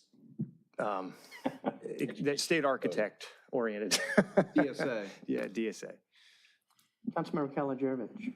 Yeah, I support moving this project forward. Let's get it done. I do think there's a conversation to have at a later date about an exception for directory signage. Do we currently have one? I mean, there is a sign at the transit center, but I'm assuming it is not electronic. Well, and candidly, that's what this is giving rise to. You read, if you look at this in a very literal definition, electronic is a very broad term. You know, everything uses electronics. I mean, the sign behind us here theoretically is, you know, this is almost 20 square feet on its own. I mean, so they use electronics. So we may want to tighten up the definition so we don't run into that confusion when we clearly just want to have a message board somewhere and we're giving basic public information. Right now, you can make the case that that's not allowed under the code. So that's part of the problem here. Yeah. So again, an electronic marquee at the Perry Park Senior Center is an example. Arguably wouldn't be allowed under the code. So, Inside. or outside. Is there one outside?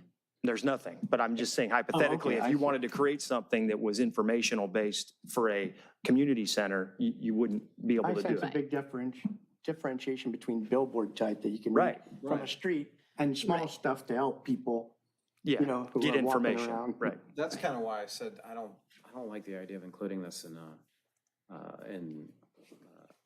restrictions. Yeah. I mean, doesn't make a lot of So common sense. if it were your druthers, Councilmember Lowenstein, I mean, you were the instigator of Yeah, this, yeah. and it's largely out of your district. What's your druthers on this? Instigators usually has negative connotations. There's positive. Initiator. Initiator.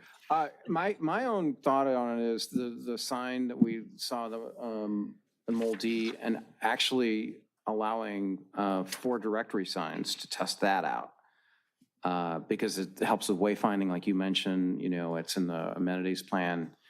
It's, you know, you look at the ones that are now, they're anachronistic. I mean, they really look old and tired and, but if it's you know, I'm going to be off the council in 6 weeks, 7 weeks. So if you guys want to talk about it with a new council, I'm okay with that. But I just think it's.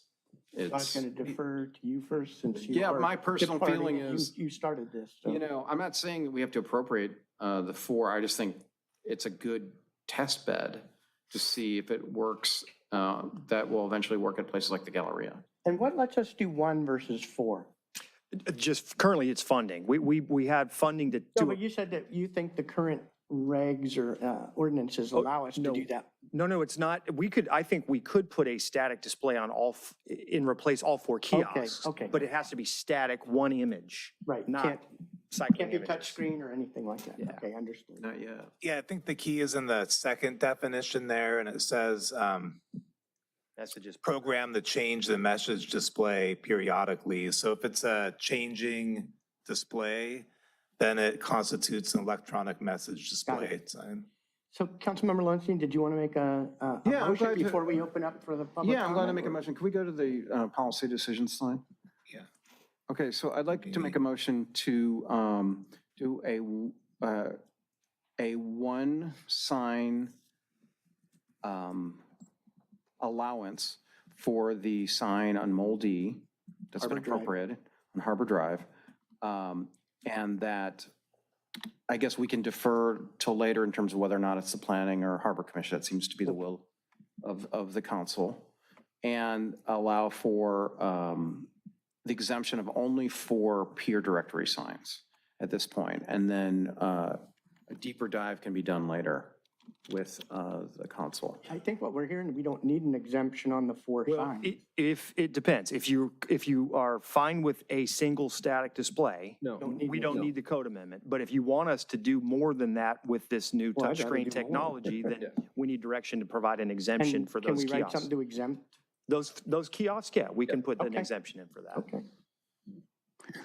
So that's my motion. And do you have anything on, second you that. want to defer approval?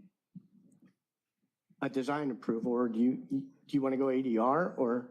So my own thought on this is it should go to the planning commission, not ADR, but But for us right now, we don't have to go through the.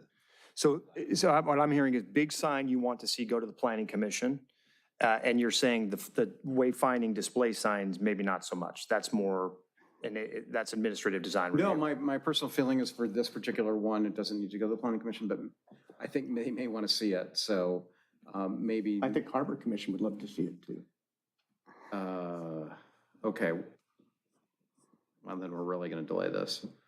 Just do the planning commission. Let's do the planning commission for this one only, and the peer directory signs. Do we have to amend the ordinance then? We'll have to. Right now, the ordinance says design reviews in the harbor are. The default would be design review in the harbor, but we can add this to the list of planning commission purview. We're just going to have to make some additional code amendments.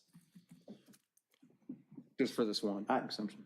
Well, it's slippery slope. I don't like Basically, it. what we would do I think we is should be consistent. we're going to make clear what. And I have a lot of respect for the planning commission, but also I don't think the harbor commission are out there wanting to put big bright signs everywhere either. So I trust their judgment.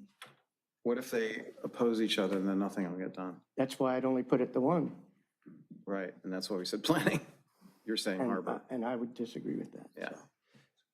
The point I was going to make is right now, the electronic displays are subject to design review by the planning commission. We would link this location to that reg.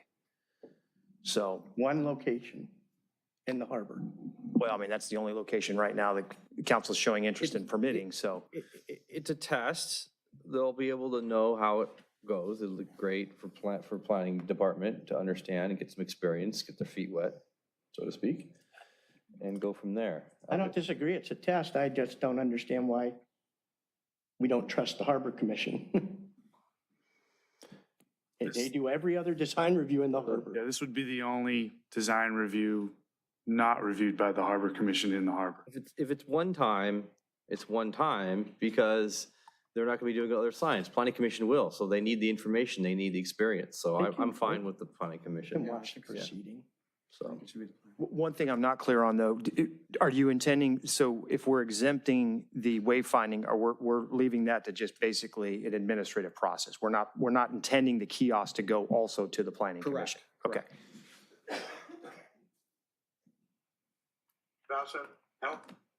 Okay, we have a motion. Any second? I seconded it. Okay, we have a motion and a second. Let's open it up to public comment. Anyone wishing to address this item?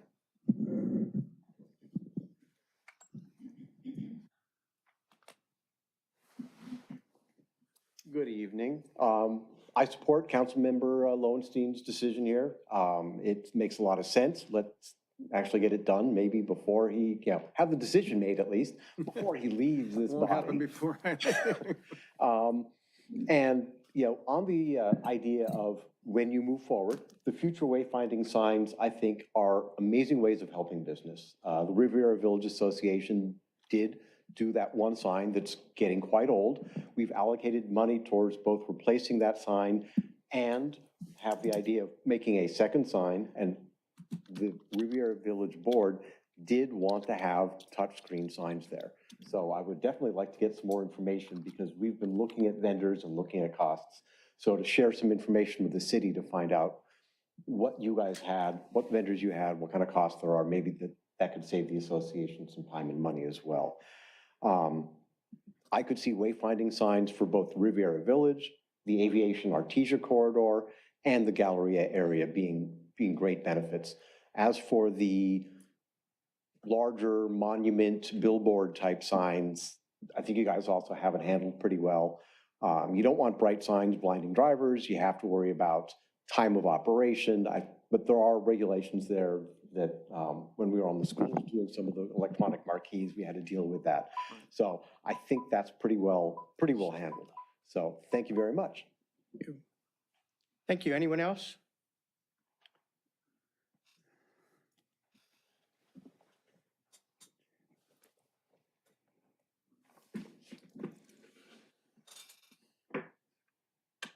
Austin Carmichael, District 5. I was wrestling with my multiple personalities, which one would speak. I agree with Councilmember Lowenstein. If for no other reason, he invoked Beyonce in his community. What's that? You invoked Beyonce in your community meeting the other day. Oh, that's true. I think this is a great idea. I think city staff has put a lot of thought into this, and it's kind of how we did cannabis. You know, we started 2017 and now we're 2025, just getting it. Let's not do that again. I get the, for lack of an adjective, argument for it going to Harbor, but I do think that we have to, for the sake of the community at large, always consider the entire community and not just a small percentage.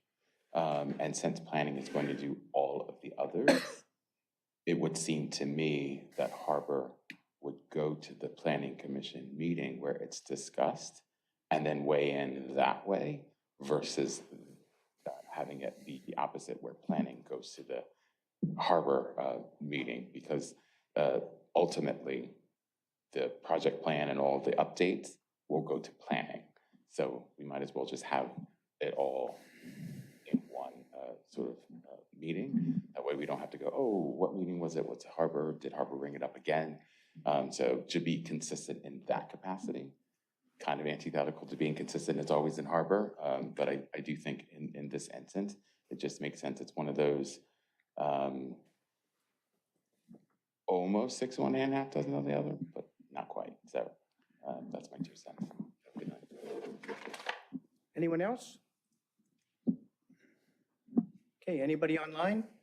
We do not have Zoom attendees and there are no e-comments for this item. Okay, and I've lost track on who raised hands and who lowered them, but I think Councilmember Barron, I missed you. Yes, thank you, Mayor. The 4 wayfinding signs that are being referred to, those are kiosk-size signs, approximate square footage of what, if known? Where's Mike?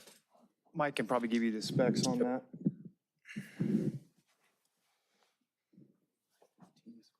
Good evening, Mike Cook, IT Director. Yeah, they're double-sided 55-inch television screens, so they're roughly the same size as what's already there. They're a hair wider and about the same height, about 6 feet tall, maybe about 3 feet wide. All right, thank you, Mike. So 3 feet by what? I'm sorry? 6. It's about as tall as I am. Feet, Yeah. so 200, I'm sorry. Well, that's fine, thank you for the clarification.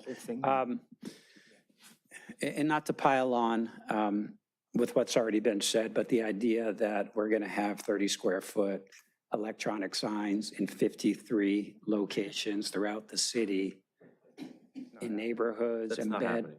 Okay, I just, at the risk of piling on, subject only to the review of trusted staff to make those decisions is something that residents aren't quite ready for and I'm not ready for. And I know that's not being promoted, but I wanted to be clear for all the reasons, the light blight, the distraction, think of a giant iPhone, and all of the other, La Cienega Boulevard, Redondo, Vegas, we're not ready for that at this time period. With respect to the motion, I'm a little torn because, you know, this this is the request of Councilmember Lowenstein. He's asked that it go to the Planning Commission.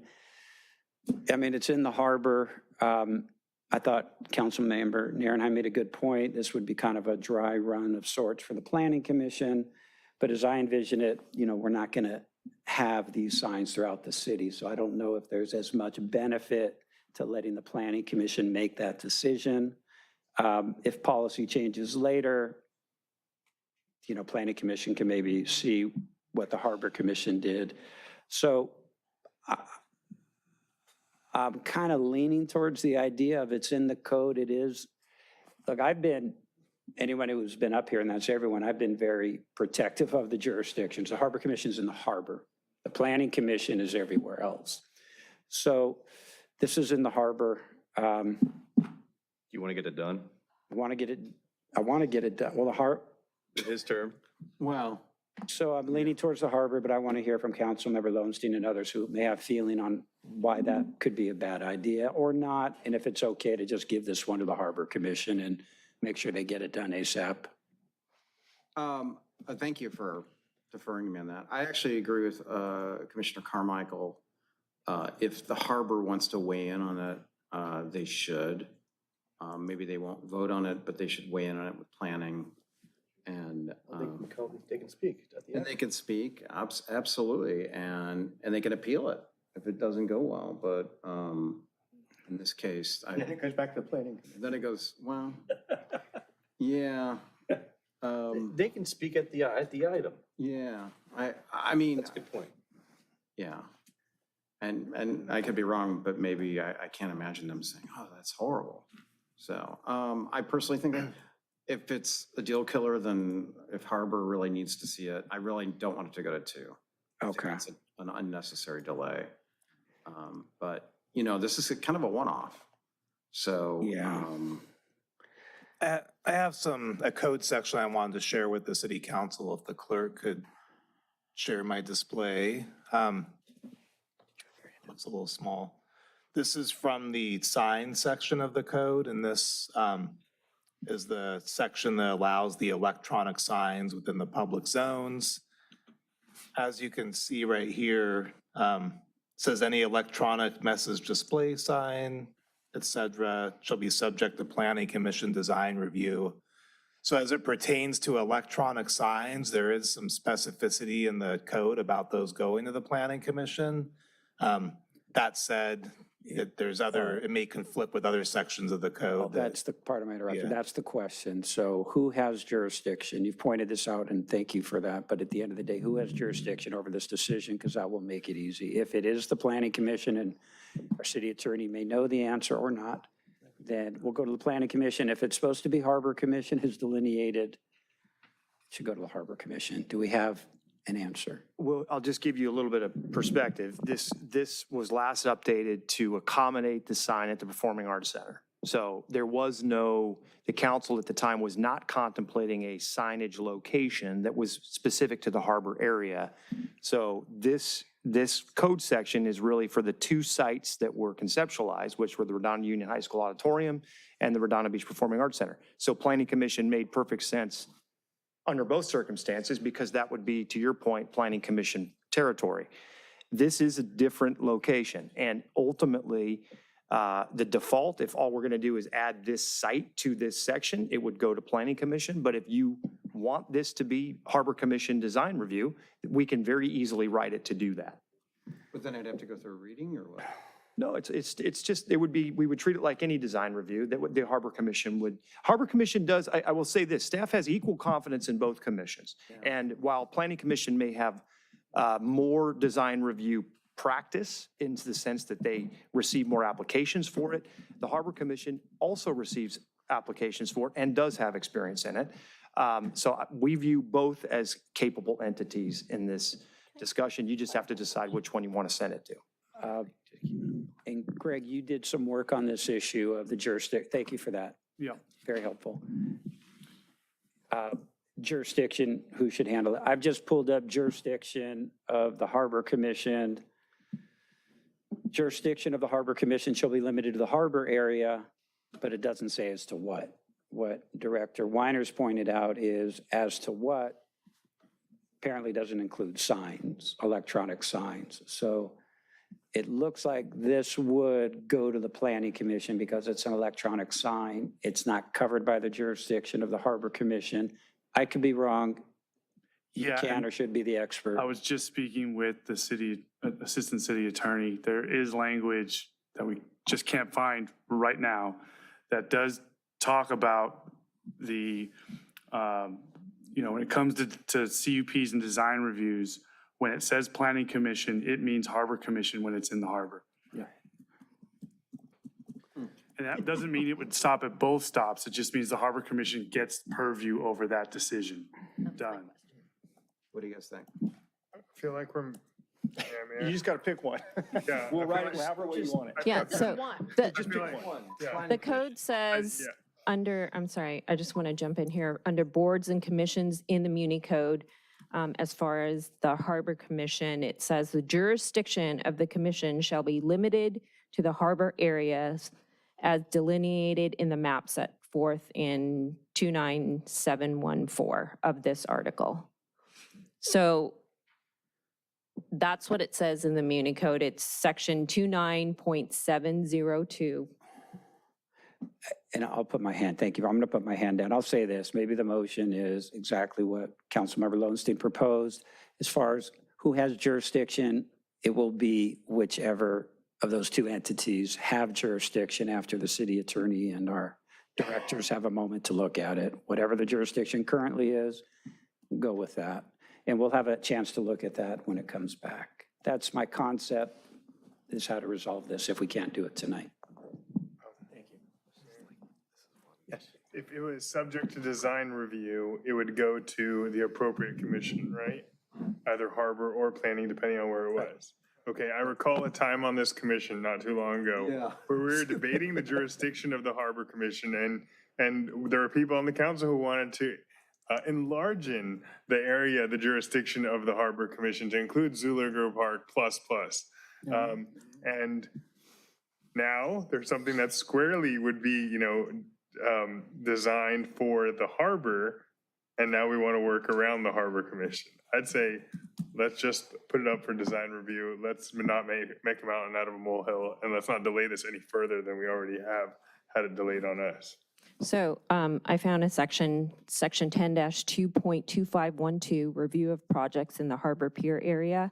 It says the establishment of uses and the development of structures within the Harbor Pier area depicted in subsection A of this section shall be subject to the requirements of 10-2.250, administrative design review, 10-2.2502, planning commission design review, and it goes to list CUPs, variances, plan development review, development agreements, TUPs, except that all references to the Planning Commission shall mean the Harbor Commission.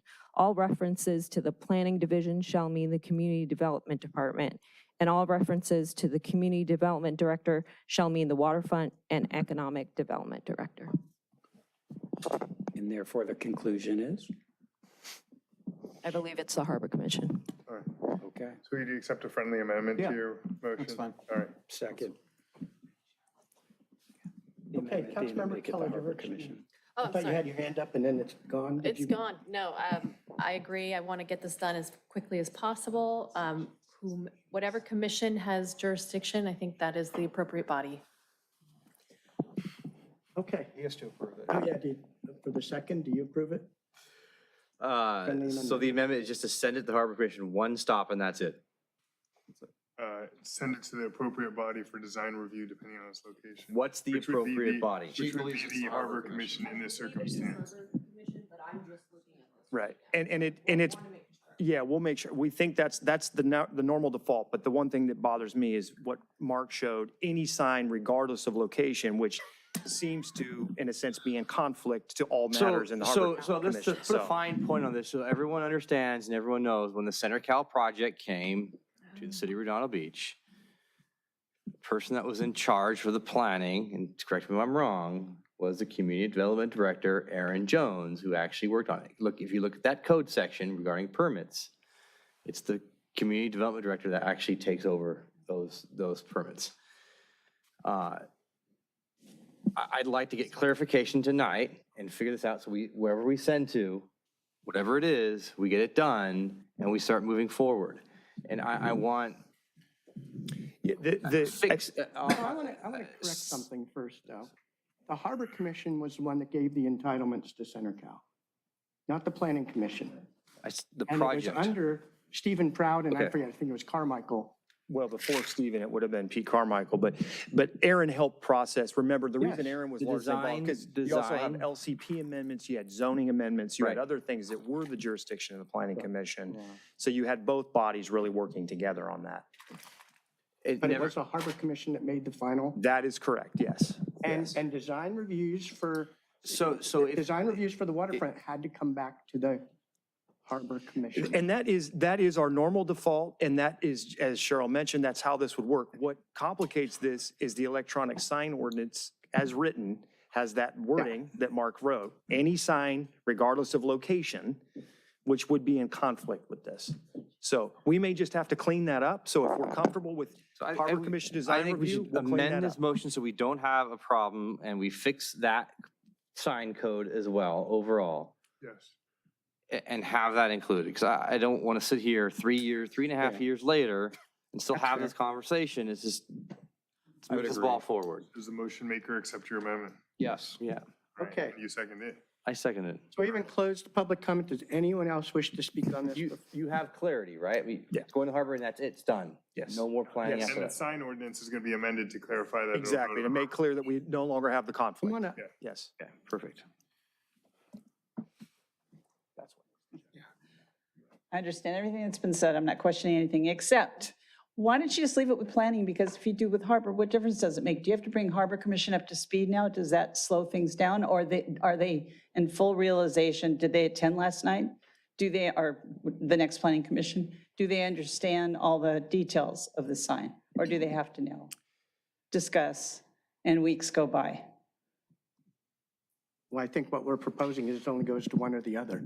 I know, but the planning commission sound like they were I'm not sure they were aware resolved. this was agendized for last night on the, Greg, did you highlight that to the Harbor Commission? I did not. We knew it was upcoming, and this topic did come up to the Harbor Commission about 5 months ago. Right. The topic in general. One point I would make, the design details of the sign are yet to be determined. I understand. So what's going to go to one of the eventual commissions are going to be size, scope, frequency of messaging, type of messaging, pixelation. So neither commission has seen or reviewed that yet because it needs to be created. So at this point, neither commission is prepared to review or experience the proposed sign because it hasn't been So they're at the same developed. level of understanding. So Precisely. going one or the other isn't going to slow anything down? No. Okay, thank you. Thank you. Anyone else? Any other commenters online? We do not have anyone on Zoom, and there are Okay. no e-comments. Can I get a motion, before we act on this motion, can I get a motion to close the public hearing? Motion to close public We'll, hearing. we'll continue the public hearing. Continue. Oh, continue, right, Yeah. because it's. Continue to the 18th, Oh, so. to the 18th, you're right. Yeah, so you're we don't right. have to Motion to renotice. Yeah. continue the hearing. to the Okay, we have a motion and a second. All for it? Aye. Anybody opposed? Okay, now we'll act on the motion of Councilmember Lowenstein. You understand what that is? Yes. Okay, all for it? Aye. Anybody opposed? Okay, Excellent. thank you.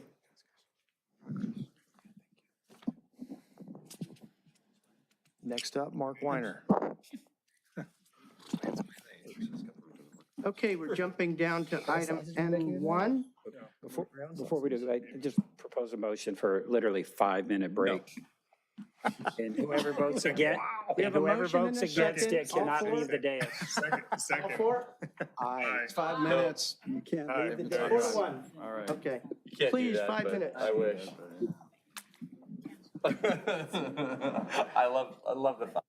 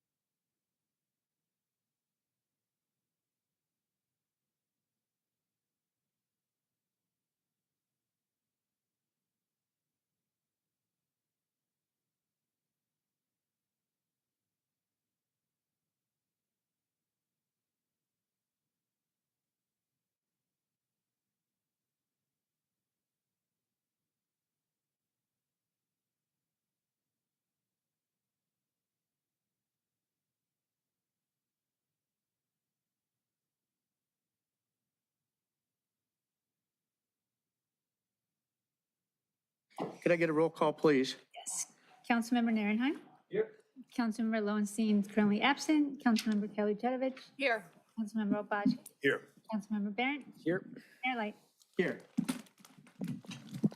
Okay, so we completed N1. We're jumping down to, city manager items, We're on N1. After Mayor. discussion items. Oh, sorry, yeah. sorry. N1. I was hopeful we got through that. This is the discussion regarding the organizational assessment for the Community Development Department. Well, thank you, Mayor and City Council. And, I tried to skip you. yeah, and I'm excited about this item and to give this presentation. So first, for some context, I just wanted to speak a little bit about the function of the Community Development Department. Really what we do is help set the policies and the regulations that shape the future of the city, whether it's housing or commercial development, as we're looking at with the general plan, to things like electronic signs or smoke shops.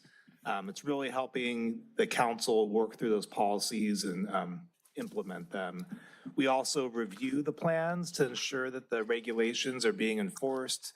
And then there's the building safety component, which ensures that buildings are constructed safely for the city and for all of its residents. The department includes 17 full-time employees and 1 part-time employee. So back in 2023, the city hired a consultant, a Matrix Consulting Group, to perform an organizational assessment of the department. And really it analyzed the department's structure and performance and provided recommendations on what we could do to improve customer service. Really what the report does, it serves as a blueprint for future follow-up actions. And tonight I'm going to go through some of the findings of that report and also discuss some of the things that we are in the process or are going to be in the process of implementing related to the recommendations. And I will say it was really helpful to me coming in. I joined the city last April, and to have this assessment report, which was underway and was completed shortly after I arrived, it was a really helpful aid with my assessment, and it provided some additional support and recommendations to help guide our plan. So the assessment report really breaks the department up into 5 different categories with regard to the recommendations. I'm just going to give a real high-level overview of these right now. And I'm also going to discuss some of the actions that we're currently doing to address the recommendations. So the first one was entitled Management Administration.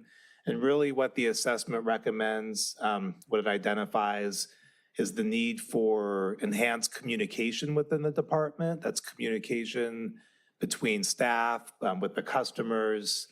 We have 2 divisions, building and planning, and sometimes they can get a little siloed. They're on opposite sides of the building.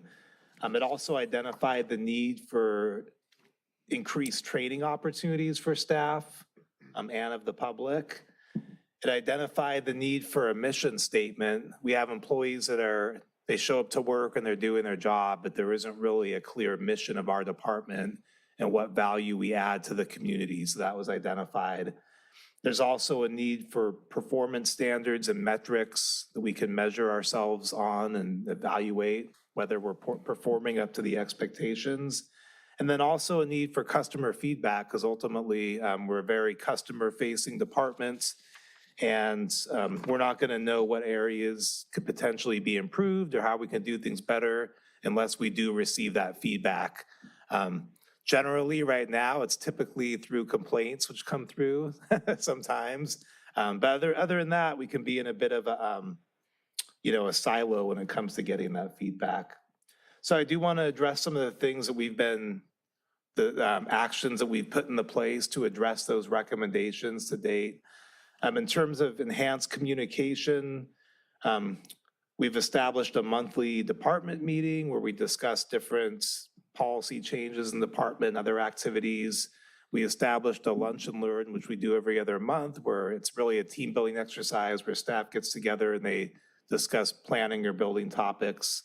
I prepare something called the Friday letter. It goes out to the staff once or twice a month. It gives updates on the department. And really, there's been more meetings within the department and between divisions. I know typically meetings are considered unpopular, but I think in this case it's warranted because especially as we're going through all these process changes, you really need to communicate those and over-communicate them.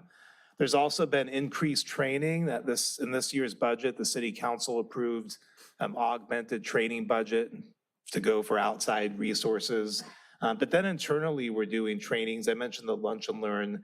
We have a planning division that's mostly consists of new staff at this point, and there's been a real effort by Sean Scully, the planning manager, and by Lorena Souls, the building official, to develop programs that train the staff. So it's not just on an ad hoc basis. We're not setting them off on their own to learn. It's structured programs.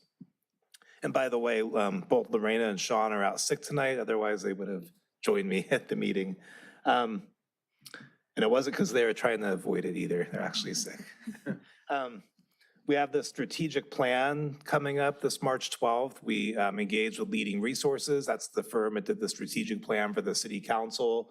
And really what I want to come out of that document, we're going to have a one-day working session, is for the department to develop a mission statement and our goals and aspirations for the department, but also our performance standards and metrics. Like, for example, it's our goal to review plans within 2 weeks and to get back to a customer within 24 hours and other standards. And I think what's going to be really valuable about this exercise is because staff is participating in it, it's going to have their buy-in, and they'll be very familiar with these standards that we're setting for ourselves, with me helping guide it. That's a departmental? Yeah. That's correct. Okay. And then finally, with regard to customer feedback, we did establish a customer service survey. It's posted on our website. I have a little screenshot of it right there. It's on our email signatures, and then we have a QR code out the front counter. We haven't received an overwhelming number of responses, so we need to figure out ways to broadcast that a little better. But so far, it's been largely, I would say, about 2/3 positive in terms of the feedback, 1/3, critical. But I do want to be able to get more data, more surveys taken, and be able to report that, and I'll get to that in a moment. Might you, Director Weiner, include a link at the bottom of the email, like signature blocks by out-facing staff members that says, hey, rate our service, and that way people leave reviews as they interact with people and as they're experiencing the service that the department's providing. Yeah, and that's exactly what we did. And even still, the responses, I think people are busy. So one thing we're looking at is maybe simplifying the survey, where maybe it's just, rate your service and leave it at that. Possibly even going back to just like the paper and dropping it in a box. So we're going to evaluate ways to make it easier to get that feedback. And I was going to say, maybe do a lottery where everybody puts in a survey and the winner gets to the front of the line to plan check. That's a good idea. And that's the other thing at this meeting tonight. I'm open to suggestions from the council. The technology, there's a technology assessment section. Really the big thing it recommended, I think overall, was better leveraging technology. It's a really valuable tool. The permitting system was key. I know I've appeared before the council before and spoken about iWork, our new permitting system, which we're going to be launching at the end of February. I'm going to share a little more on that in this presentation. Customer training, we're going to create videos that will help. It's pretty intuitive and easy to use, but will help show the customers how to use the software. I think that'll be more effective than handouts in this case. And these will be like 40-second videos, minute-and-a-half videos. We did create, and this was recommended in the assessment, creating an online appointment system. We did do that. It's posted on our website. You can see it in the screenshot on the right.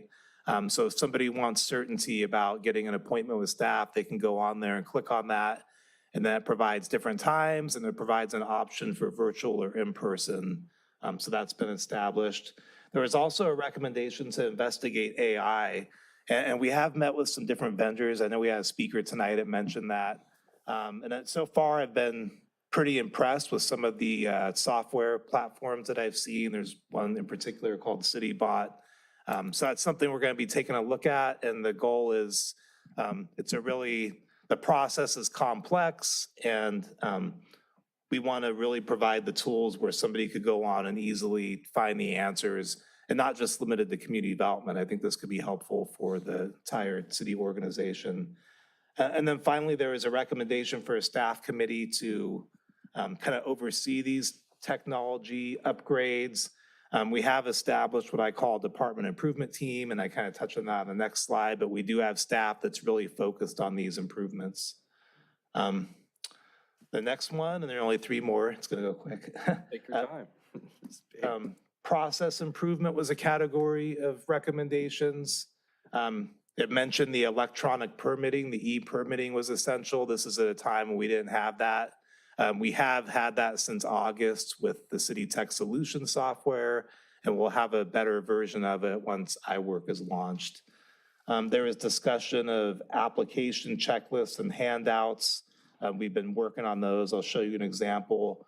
Developing a standard operating procedure for the department. We have procedures, a lot of procedures that are really just kind of known by institutional knowledge, and staff may not always be doing things consistently because it's not documented. So we are working on creating that document, and I've already created several pages of it to outline procedures for, like, for example, how to process an administrative design review. There is a recommendation to evaluate the fees.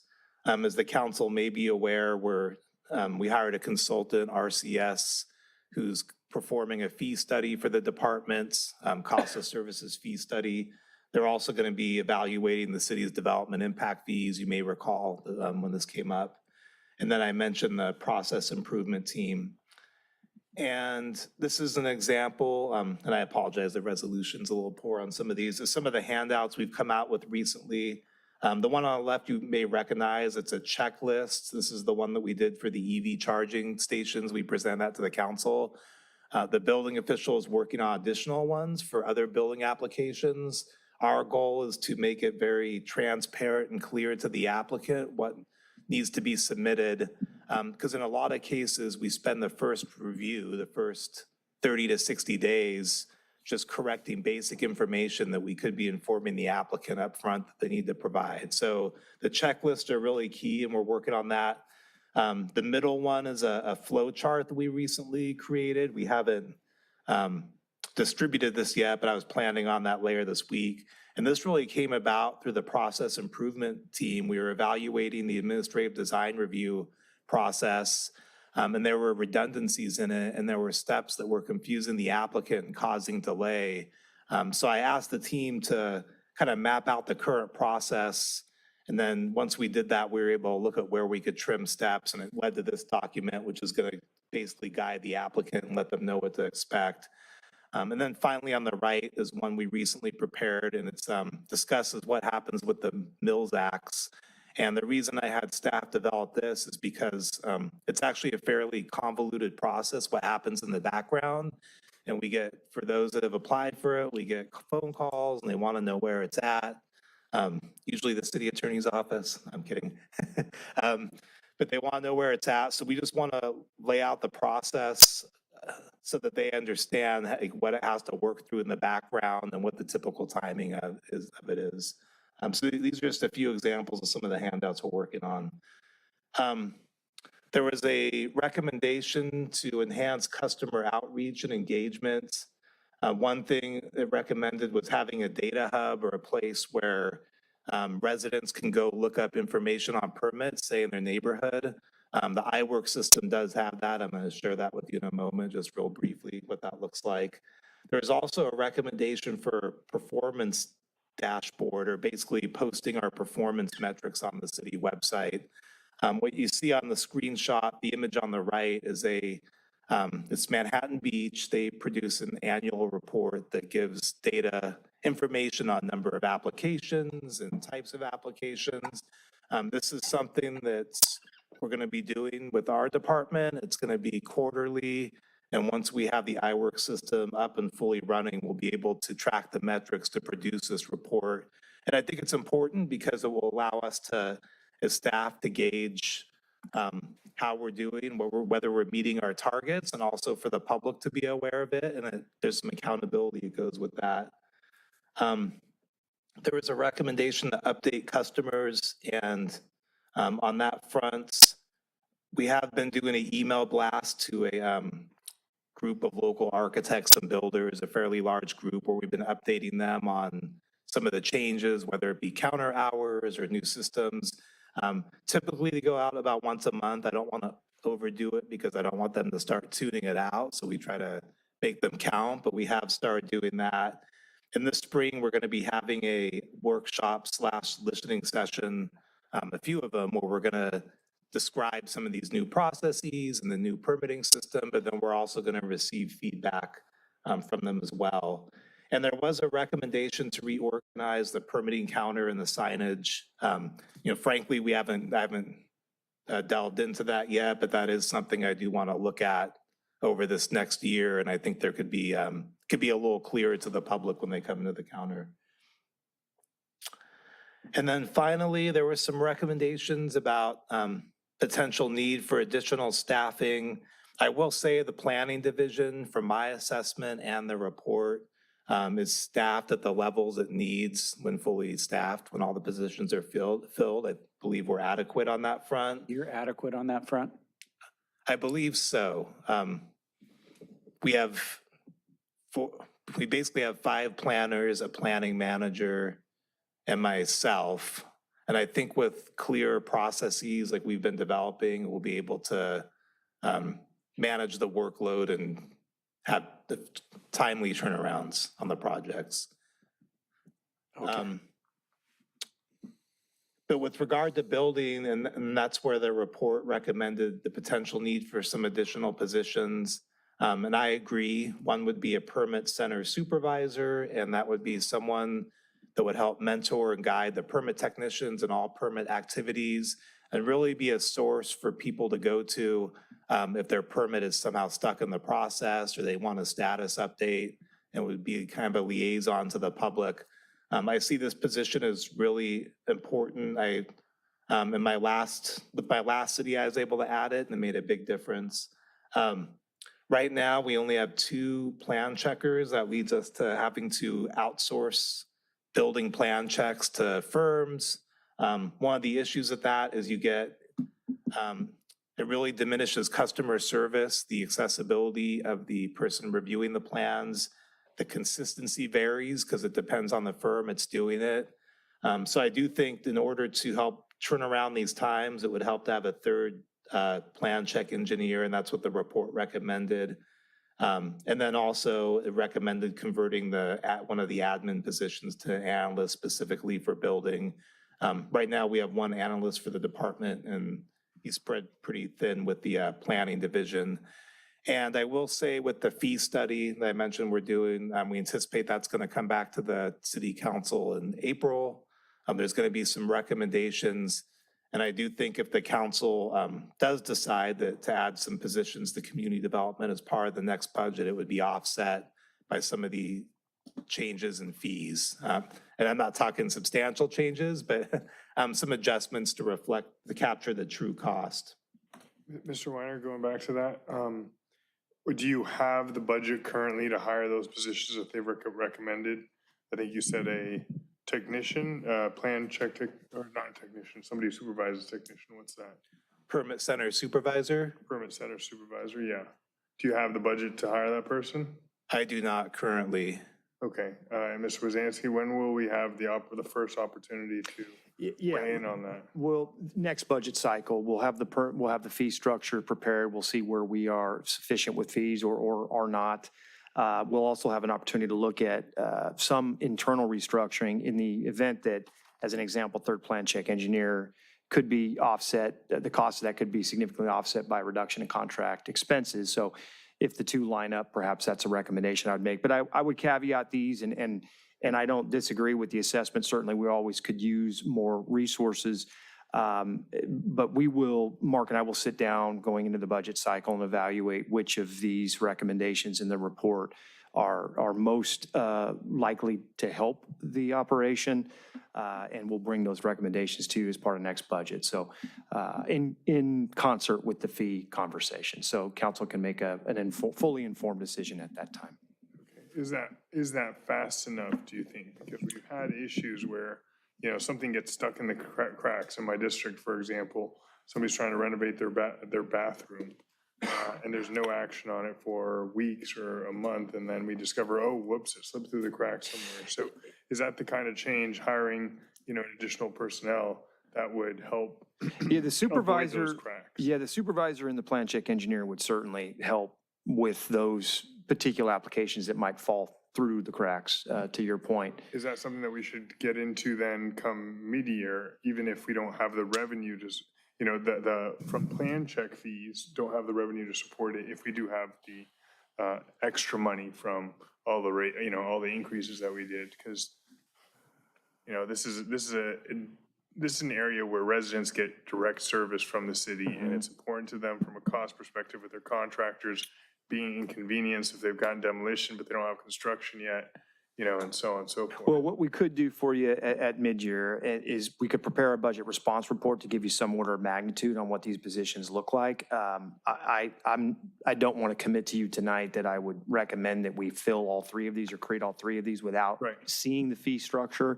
But I certainly think that there are some ways to offset at least the expenses associated with the plan check engineer where we could be somewhat cost neutral even within existing resources. So we'll prepare a budget response report so you have some sense of it. But as you always hear me say, I don't like to add staff at mid-year unless it's absolutely essential.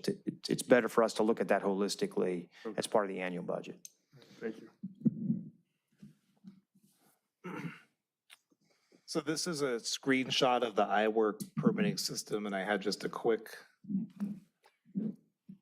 I wasn't going to do a full demo, but I just wanted to show you, and it's under development. This is what the public-facing side is going to look like. And for example, if they want to apply for administrative design review, they would come on here. They would fill in their information. There's some questions. And then they would upload their plans down here. So this is kind of a simplistic view of it, but the good thing about this system is I think it's intuitive by the fact, and we're going to be adding more icons, and there's going to be some more direction on this. It'll be intuitive to the applicants as to how to apply, and it will keep the applications very well organized once they come into the system. The other thing is there's this mapping tool. So one of the recommendations, oops, let me bring this back up, was to have a hub where residents could go on and look up the status of permits throughout the city. So with the iWork system, it has that capability. Basically, you can just type in the permit number or an address, say if it's in your neighborhood, and it will bring up the property and it will bring up limited information on the permit. That the applicant has more information, but a resident could see what type of permit's been issued and just have a sense of know what's going on around them. And then you would also be able to even like click on the parcel and it would bring up the active permit information too. So I think this is going to be a really good resource to residents who want to have a better knowledge of what permits are issued throughout the city, what's being built. But also for the customers that want to check on the status of their permit, and they'll have additional access and they'll get updates on where it's at in the process, which should hopefully avoid the need to check in with staff as to where it's at because the system is informing them of that. So really the key points, just to sum it all up, because I know that was a lot of recommendations and actions, is the department's strategic plan, the missions, the goals, is very important. We're going to do that on the 12th. Having defined performance standards, metrics, and expectations, that's really tied into the strategic plan.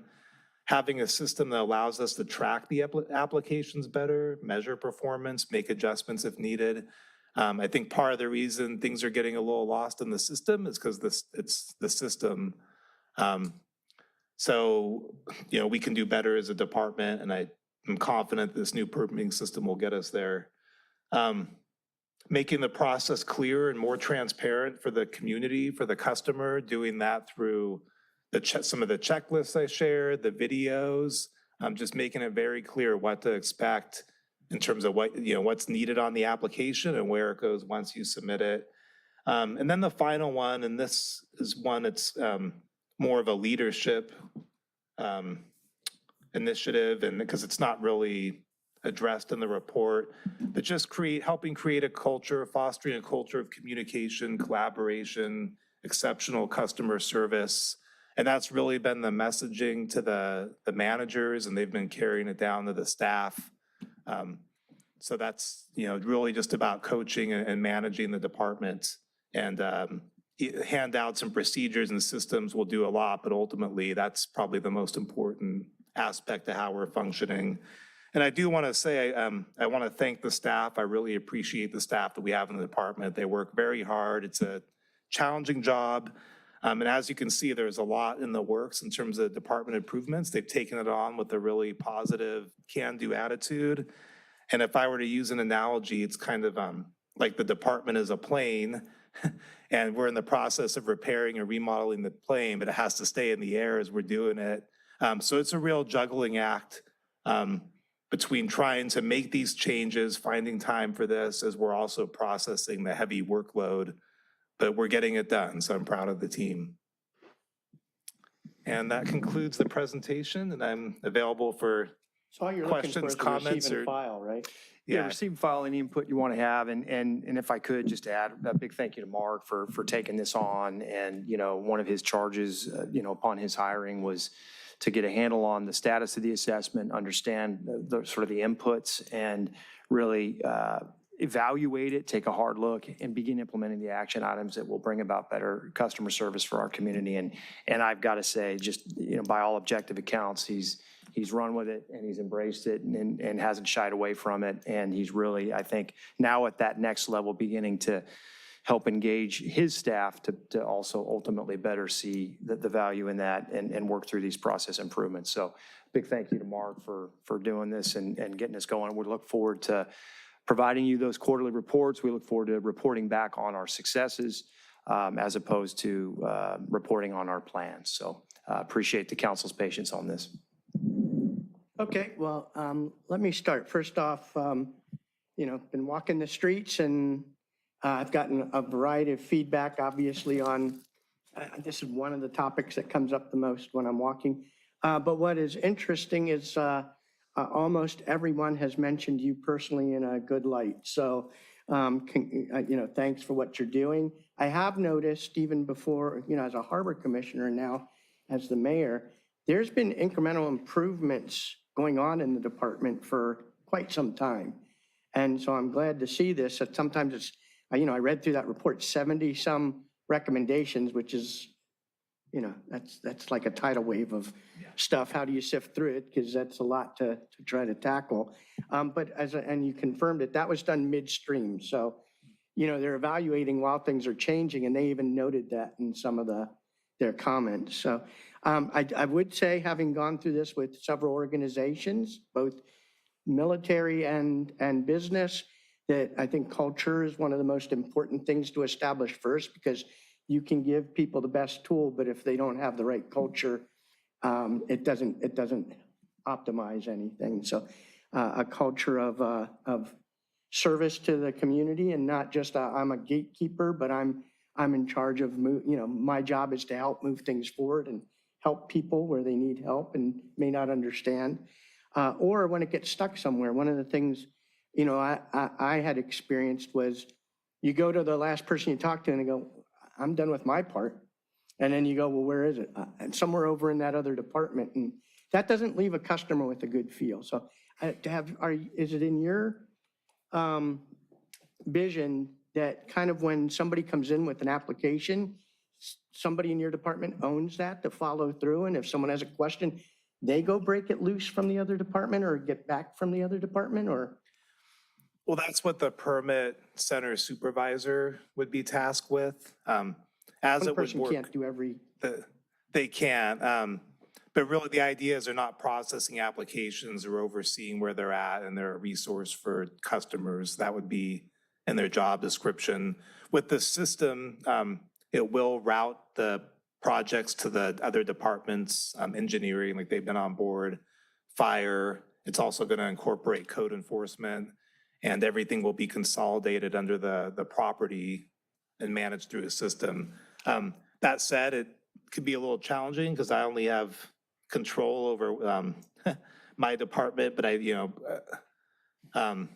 but I think overall as department heads, we all work pretty well together and, finding solutions and getting things unstuck if they do get stuck. Well, I And think Mike, I that's, think that's your challenge because I've experienced one where there was somebody that was in the process from another department that was more a gatekeeper than a helper. yeah, no question. And I think that's one of the things I'm most excited about with iWork is that it centralizes the comments, feedback, status reports, so anybody can access that particular request and provide some level of reporting on what's happening with it. And eventually, we'll be training the customers to be able to have access to that real-time reporting themselves, which should help everybody. Yeah.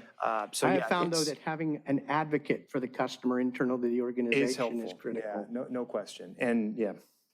This iWork, is that womb to tomb from application to approval? All documents get tagged to that, That's correct. and it's all soft copy? There's no Yes. paper that has to somehow be appended to the electronics? Yeah, there's no paper, plans get uploaded. It even auto-generates different letters and forms, like public notices and things like that that are built into the workflow. And it will automatically talk about metrics like time from application to approval? So it gives you the ability to run the report. You can select the fields and query it. And the reason I'm familiar with it is because I implemented this in one of my former cities. And part of the reason I liked it in particular is its ability to report on activities. I think it really excels at that. Okay, and you can identify bottlenecks in it if one person or department's always bad, or it's just taking long to get through that person or So- department? The metrics I'm referring to are more averages, like number of applications, what's the average review time? Yeah, If it- I agree with yeah. that part, but I'm looking at troubleshooting, like So- what's happened? So if a question comes up about a project at an address, you can go in there and click on it and it will show you where it's at in the process and what's pending, who But it's can you waiting see, on. like, I passed it off to this department, that department always adds 4 weeks when it's supposed to be 2.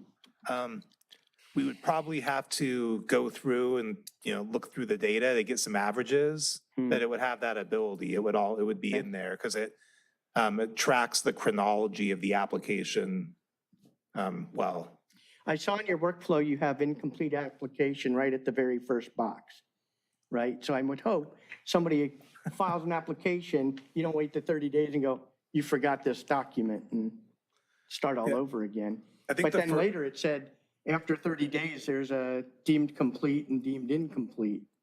I think the first one was application submittal. I could bring that up if we want to look at it. I don't want to go yeah, into the yeah. details now. I can sit down with you. I'm just concerned on that. We don't auto deem stuff 3 incomplete. things that I can bin. Well, one architect told me he paid for to expedite a contract, and then somehow we went from contract plan checkers to in-house, and all of a sudden it was going smooth through plan check, and then it just bogged down for a year and still hadn't had approval. The other one was Mills Act that took ridiculously long, and guy actually lost a year of being able to claim it on his taxes and couldn't get the loan in time. And let's see, I think those are the main ones. Oh, the metric page. I think, you had some metrics up there. I think some of the most important ones weren't there, like time to actually from start to finish of a plan. What's the average on that? That wasn't on that metrics page, but I'll sit down with you on the. For the example of the Manhattan Beach report?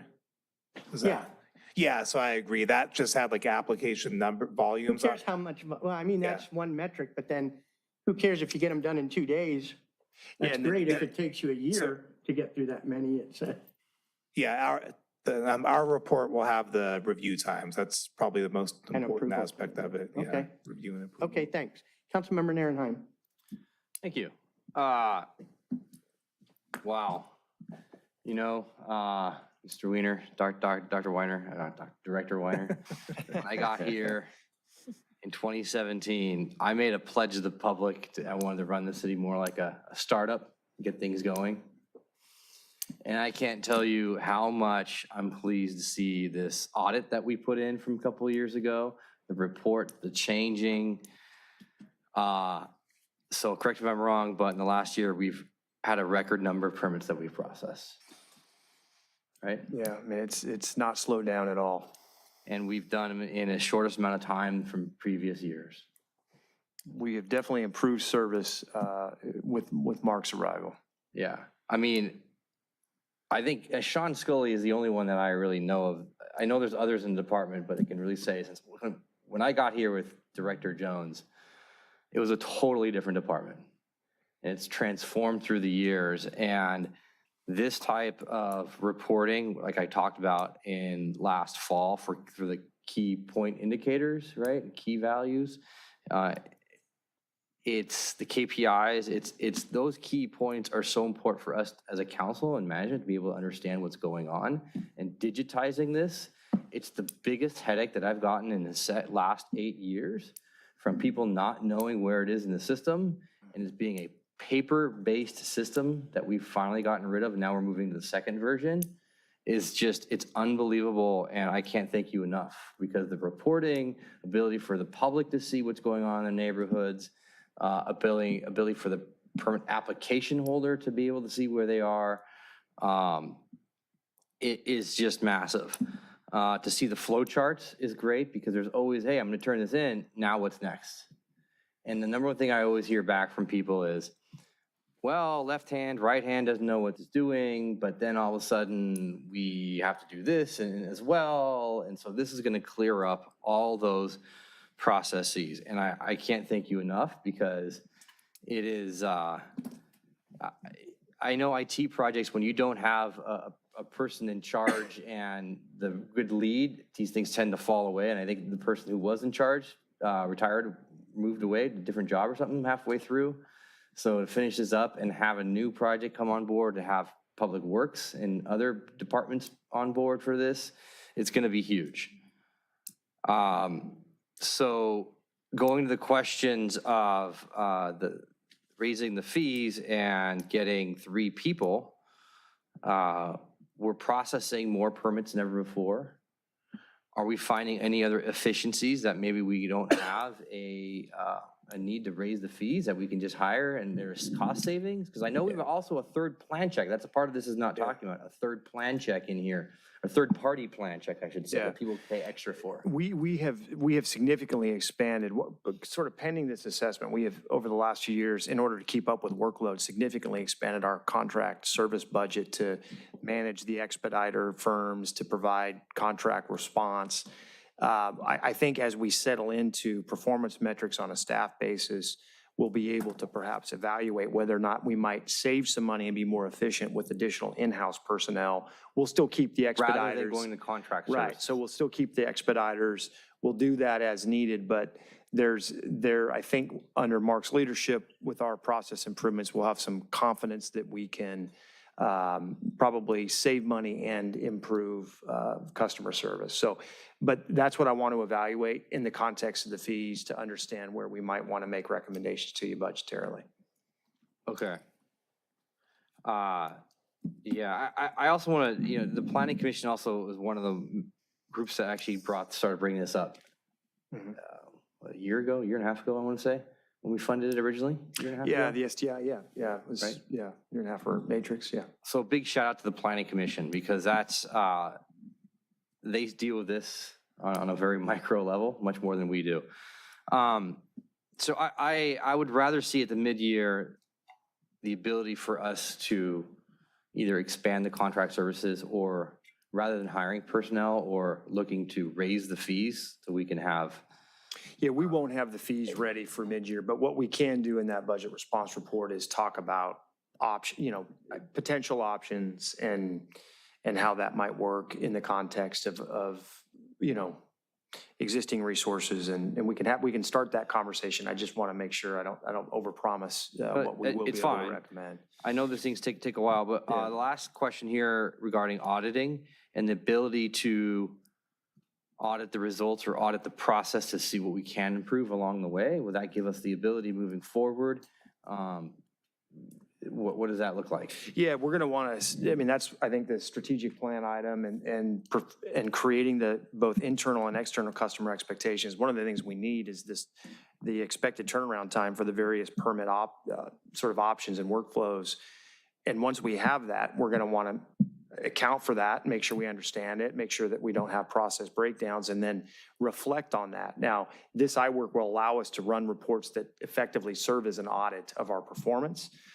If we think we need additional review to check that from a third-party perspective, we could bring on a resource to help with that. But this is sort of phase one: identify the need, act on the need, create standards, and then report back on the performance under those standards. And that's the stage we want to get to.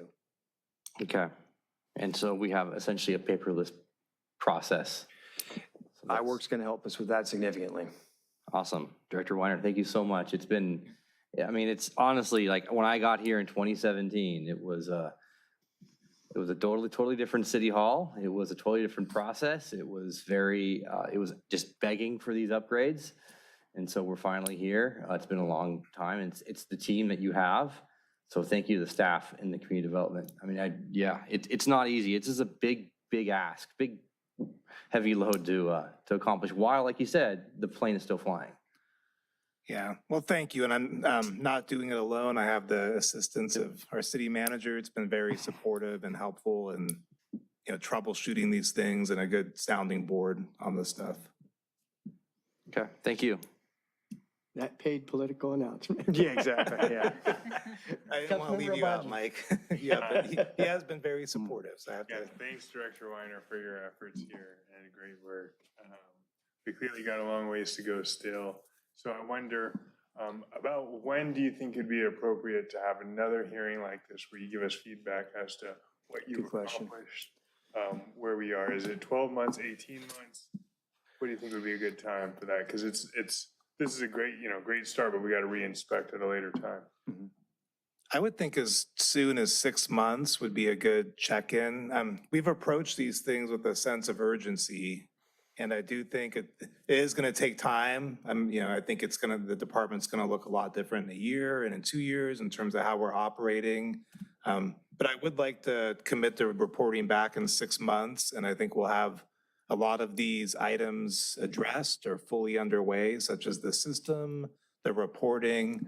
But I'd like to create kind of a checklist as part of the strategic plan that we can go back and report on how we're complying with the goals. Well, if you get your additional personnel, if we are able to provide any, budgeted in June at the latest, then you got to hire those folks, right? And then see how it works. So maybe, what do you think, Mr. City Manager? Yeah, Would be a good time to report? I mean, I think if we're, optimal performance is going to take a full year. I think, we're going to have, and while we are fully staffed on the planning side of the equation, we do have we do have at least one individual who's out on leave for perfectly appropriate reasons.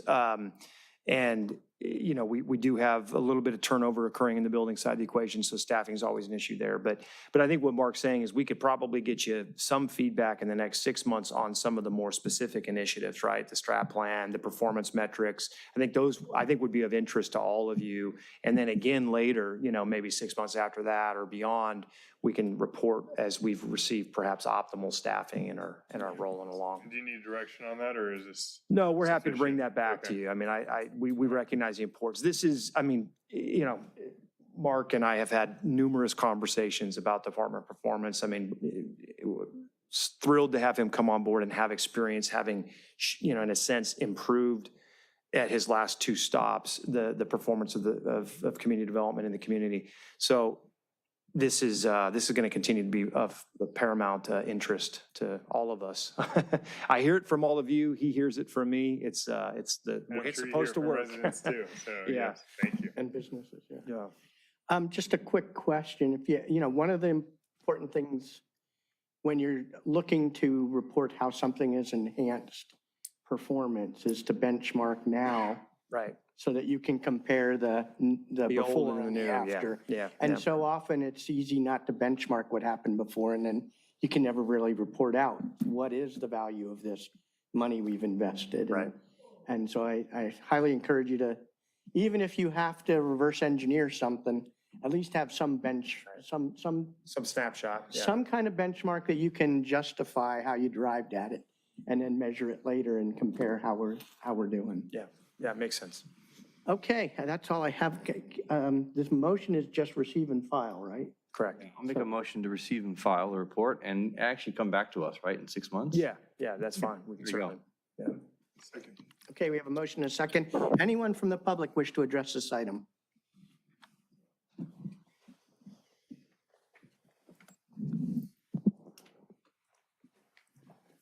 Austin Carmichael, District 5. With this being the first council meeting of Black History Month, my feedback is a quote from the late Dr. Martin Luther King Jr. Not all of us can be famous, but we can all be great when greatness is measured through service. So I'm super excited to see that the plan is very service-oriented, very customer service-centric. So I appreciate the fact that you all have taken the opportunity not to blame, not to finger point, but to hold the mirror up and figure out how we can best service the community. So certainly appreciate that. 2 questions, and this is discussion, so can I ask 2 questions or do I just give feedback and no? Well, we typically don't respond, but ask the questions. Okay, so I have 2 questions. One, with respect to staffing, it's 2 new and 1 conversion, right? That third role was the recommendation to convert an assistant to, right? So one could sort of make that happen with nominal budget implications. That's correct. However, I would. Why don't you ask your sorry. questions and then let Yeah. her answer? I mean, all of them. I wasn't finished, but okay, for sure. No. I want you to ask your list of questions, and then we'll choose whether to answer or not, because you're. Okay, no worries. And the second clock one is ticking. the second one is, when you log into the portal, do you have the opportunity to just put in your 10 or your FEIN and it auto-populate certain information? Because from a customer perspective, if every time I have to enter Austin Carmichael, Austin Carmichael, Austin Carmichael, Austin Carmichael, it's still a relatively negative experience. But if I can go Austin Carmichael or FEIN 85-36822, and it auto-populates, and then from a drop-down perspective, I'm doing this type. Does the system allow for that? Those are my questions. Thank you. Can you answer those quickly, Mark? Yeah, I can. So there is auto population in the system. It's linked to the GIS. That's why I had that mapping tool I showed you. So that is part of it. And then with regard to the position, it's 2 new, 1 conversion. However, I might be considering the positions being converted as a part-time, still retaining that part-time position. So I guess in a sense, it's 3 new. Yeah, and reorganizations we always factor in existing budget, and we talk about whether or not we use that existing budget to add the staff or offset the cost. Part-time budget isn't always a 1-for-1 calculation for new full-time positions. So we talk about the delta when we bring those decision packages to you. Okay. Anyone else from the public wish to address the council on this item? Anyone online? We do not have Zoom attendees and there are no e-comments. Okay, thank you. Could I get a vote on the motion to receive and file? Motion to All receive. four? Motion to receive and file. We already did. We did it. Oh, we did? We did that, yeah. I missed it, sorry. Yeah. Aye. All 4? Aye. Anybody against? Okay, thank you. Now, city manager. Just one item tonight, Mayor. As Councilmember Lowenstein mentioned, I will be attending tomorrow and Thursday and Friday, the Cal City City Managers Conference in Rancho Mirage. It's always a good annual event, quite a bit of cross collaborating and learning there. So I'll be reporting back to you all next week on that, both privately and as part of our announcements on the following Tuesday. So just wanted you to be aware. Okay, thank you. Quick question, if I might. So I know we have the 18th, we're going to bring back an ordinance related to, was it What did we bring back on the 18th? Was it an ordinance? You have the electronic sign Electronic ordinance on the sign, that's right. 18th. You'll have mid-year on the, mid-year budget on the 18th. On the 11th, next week, you'll have cannabis. Planning Commission recommendations occurred last night. We had 6 of 7 planning commissioners attend that meeting, which was good. And we have a couple of other items in the queue. I'll report on the schedule of those items later this week to you all. We're working on the Made by Meg concessionaire agreement down at the old library. We have a native plant item that might be ready for prime time, either on the 11th or the 18th. And then we have the strategic plan stormwater capture item that I'll be evaluating this week as well. That could be the 11th or the 18th. So we have a handful of items that we'll handle in February. There will not be meeting on election night, or? We will be bringing, Eleanor and staff will be bringing a cancellation or rescheduling of that first Tuesday. Our plan is not to have a meeting on March 4th. Okay, so rescheduling if needed, but otherwise. No. Yeah, so we'll be dark on the 4th. The tentative plan, just to throw it out there, is to be dark on the 4th and then to have a meeting on the 11th and the 18th. And hopefully just have the March items occur over those 2 Tuesdays. Okay, thank you. Okay, going down to P1, the discussion on potential ordinances related to noise generated by protests. So is there a presentation on this? Or? I think City Attorney Mike Webb is going to cover the introduction, maybe briefly, just introducing the referral item, and then Police Chief Joe Hoffman is here if you have any questions related to our enforcement practices under the current code. At Mike's office, I think, has done a little bit of research and might have a suggested fix or a aid, we'll call it, in this process. So, but we'll ultimately respond to any questions you have. Yeah, so this ultimately came up because of the protests at the Sonesta that the Councilmember Lowenstein, whose district it's in, and myself have received a number of complaints a number of times. Yes, and I've spoken with Councilmember Lowenstein. The referral had to do with ordinances regarding protests, and the problem with an ordinance like that is it's not content neutral. So for example, if you had an ordinance banning protests, you would have someone protesting against one presidential candidate and it would be illegal, and the other one in support of the candidate would not be covered. So you want to have content neutral time, place, and manner restrictions. There are a number of different ordinances, and we attach to your agenda are the ones that are relevant. The one that I'm going to speak to is the one banning amplified noise without a permit. The problem is that it's an old ordinance from like the 70s, and it violates a federal, I think it's Ninth Circuit decision. It's overbroad because the time, place, the restriction is everywhere in the city, 24 hours a day, 365 days. It says you can't have one without a permit. I've noticed some cities like San Francisco have a ban on any amplified noise without a permit from 10 p.m. till 9 a.m. And so that, I think, is the quick fix. We could get that on your agenda for, the first reading, I guess, March 11th was what I heard from the council member, from the city manager. And then we can get it actually for a second reading, get it approved before any of us leave office. That will cover the early morning wake-up calls using amplified noise. It's very easy to enforce. Now, it won't cover things that are not amplified noise and amplified noise after 9 a.m. And I'm going to turn that over to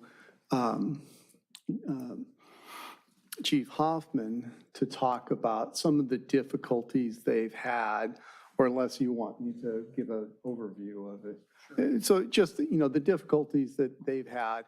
We have an ordinance that specifies what decibel level is allowed in certain zones, and you've all dealt with it when we've talked about different projects, whether a new project will violate a noise ordinance in an abutting residential area. And they're very specific standards of the machine you should use and how you test it. And it's been difficult because they faced a number of challenges for the police department as currently constituted and the training that's available to them for them to enforce it. So I think the idea is what we'd suggest is give us the direction to immediately modify the ordinance regarding sound amplification and put a time and place restriction or a time restriction in the city.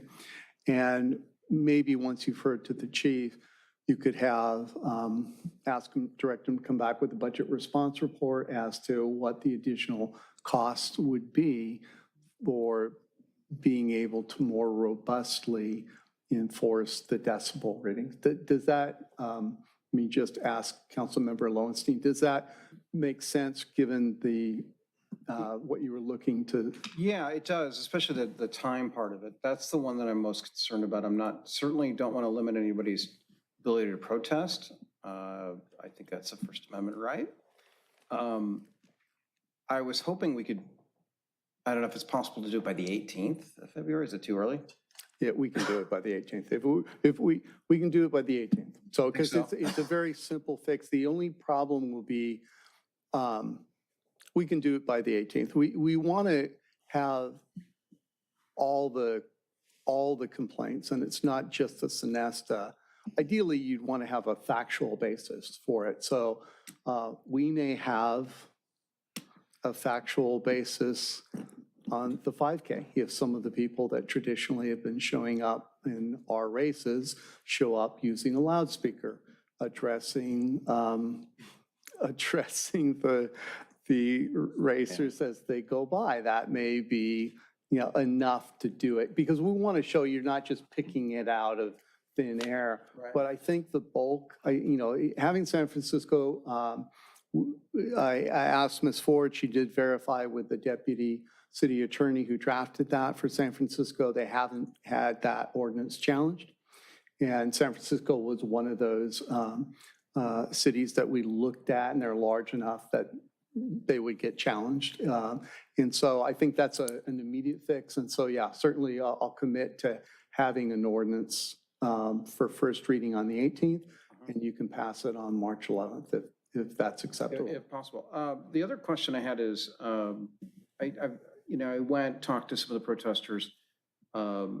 This is supposed to be in public areas, but they are underneath the roof of the, yeah, they're supposed to be on the sidewalk, are they not? No, just public areas. That's a public area. They're allowed to be there. It's blocking an entrance? They're not allowed to block the entrance. They have to Circling move. around, you have to move. They have to move, but that's considered a public area. A private driveway is not considered If it's open to the public, it's public area. Okay, got it. There's nothing we can do about that. In fact, they've even gone inside the lobby on occasion, circled around and come back out. Lobby's public. And they've gone through the parking garage. They've gone through the parking garage. Yeah, I mean, I question some of the tactics, honestly. A giant inflatable rat, people dress as rats. We investigated that as well, and scaring kids. The rat was placed in such a way up against the light pole that there was adequate space within ADA compliance for somebody to move on the sidewalk adjacent to the rat. It was a very large rat. I did hear a story. Wow, that's a big rat. Nice analysis. It was really big. It was. I was scared. There's a family that supposedly was avoiding the fires. Their kids were scared by protesters wearing rat masks. That's how bad it was. So again, I support their right to protest, but scaring patrons, causing residents to wake up, affecting our TOT, because occupancy is down to below 50%, from what I understand. If not, it's been a challenging situation for law enforcement as well. It's been a huge draw on resources. We're sending assets down there on a regular basis.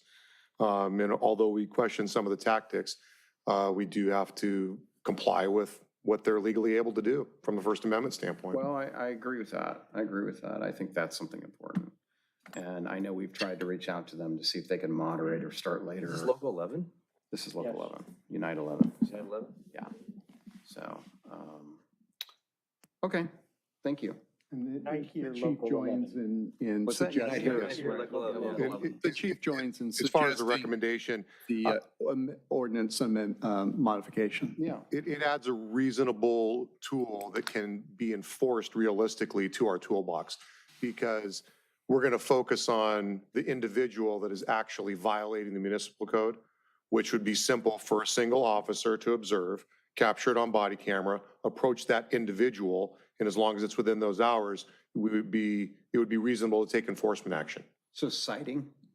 It's a violation of municipal code. Hopefully it would end with somebody producing ID and issuing a citation. However, that could escalate to an arrest depending on the circumstances. Got it. Okay. But it would clearly constitute a violation by the specific individual. Okay, thank you. So there's nothing we can do about drums, horns, cowbells, since they're not amplified, but they're super loud that early? They are super loud. There's challenges with the way that our existing ordinance with the sound monitoring captures that. We would have to get an ambient noise reading over a sustained period of time, and then there's this certain levels indicated in the municipal code that it has to exceed those. Those levels are 48 years old, and I believe that if you have 1, 2, 3, 4, the protests have typically had between 8 and 20 people. So if you have 6 people that are there, 2 are playing drums, 2 are on the horns, 2 are talking loudly, and collectively that decibel level goes to 65 or 70 or 80 decibels. At what point do we take enforcement action? And is it against who? Is it against all 6 because collectively they're reaching that? Yep. Or is it the one person that blows the horn that raises the decibel level to 83 for 3 seconds? Now, do we go after that person because they actually violated that 82 decibel range, which there's no time limit on, although the other 6 or 8 people brought the decibel level to 78, which had they blown that horn without them, it would not have exceeded the level. It presents a significant risk of exposure of liability to the city and claims of false arrest and lawsuits.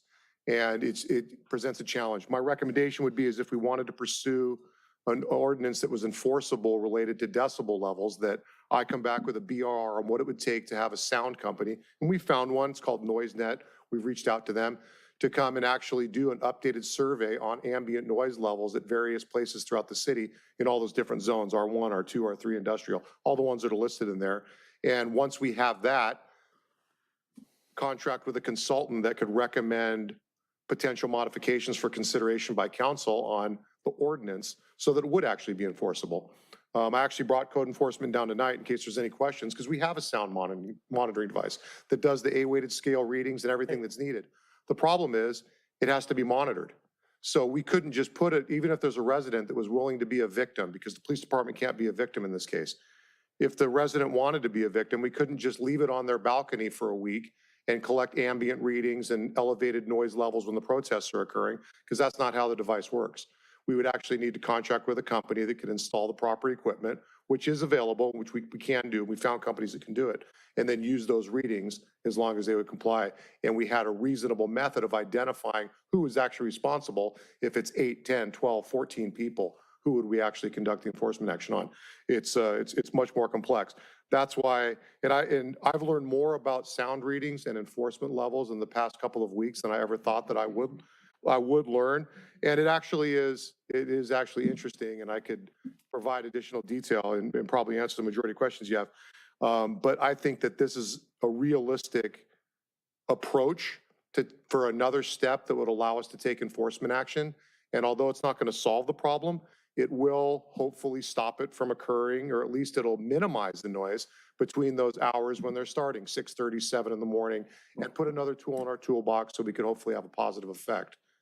I think my question, I understand the decibel, I've read those, when trying to fight the power plant and all that kind of stuff. I have those almost memorized. My question more is, do we have to focus on amplified sound, or can we say things like percussion instruments and horns and cowbells and similar instruments? during certain hours. So what I would say is, let's start with the amplified noise. And because I need to do more research to see whether or not, this was the first referral, and I don't think I missed the meeting was at. We can look at other items, but what will happen is they'll just change. They'll do something is just as Yeah, loud. what's not in there? What's not in there. Well, I said drum, I think. Yeah, and so, they'll come up with other things, whistles, other bells that aren't in there. So I don't know I that. have all these ideas. Yeah, so I don't know that, I don't view it as an ordinance as much as it's a expense that the city has to choose whether or not to send. Probably the easiest thing to do is contract with a noise expert, have them do it, the test, have a provision for using them as an expert witness. It's one of the things that we did when we were seeking to combat the new permit. The problem, what was being used to measure the noise violations in Sonesta was officers using an iPhone with an iPhone app, which isn't in the ordinance and wouldn't pass the muster to support an investigation. But I think that will be contained within the BRR that the chief is talking about. It could be, they'll look at our ordinance, decide if those are the appropriate levels, for what we have for each residential, for each zone, and then contract with someone, because we don't need it all the time, but it does rise every so often, and we would have a consultant that could come in and aid us, or I'm aid just the looking city. for a simple, you came up with a simple one for amplified sounds. There's some other loud noisemakers that we could target and at least eliminate those pretty quickly.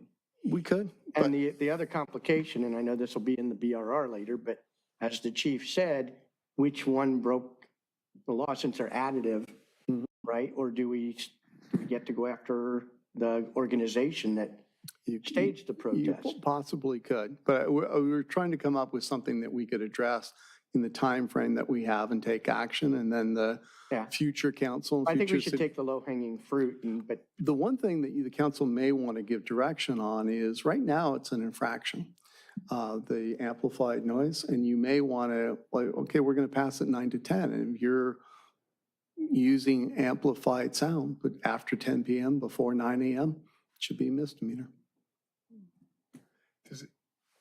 Does it need to be till 10 p.m. at night? Because some people would like to sleep at 9 p.m. at night. It's your discretion. That's what I found in San Francisco, given the referral.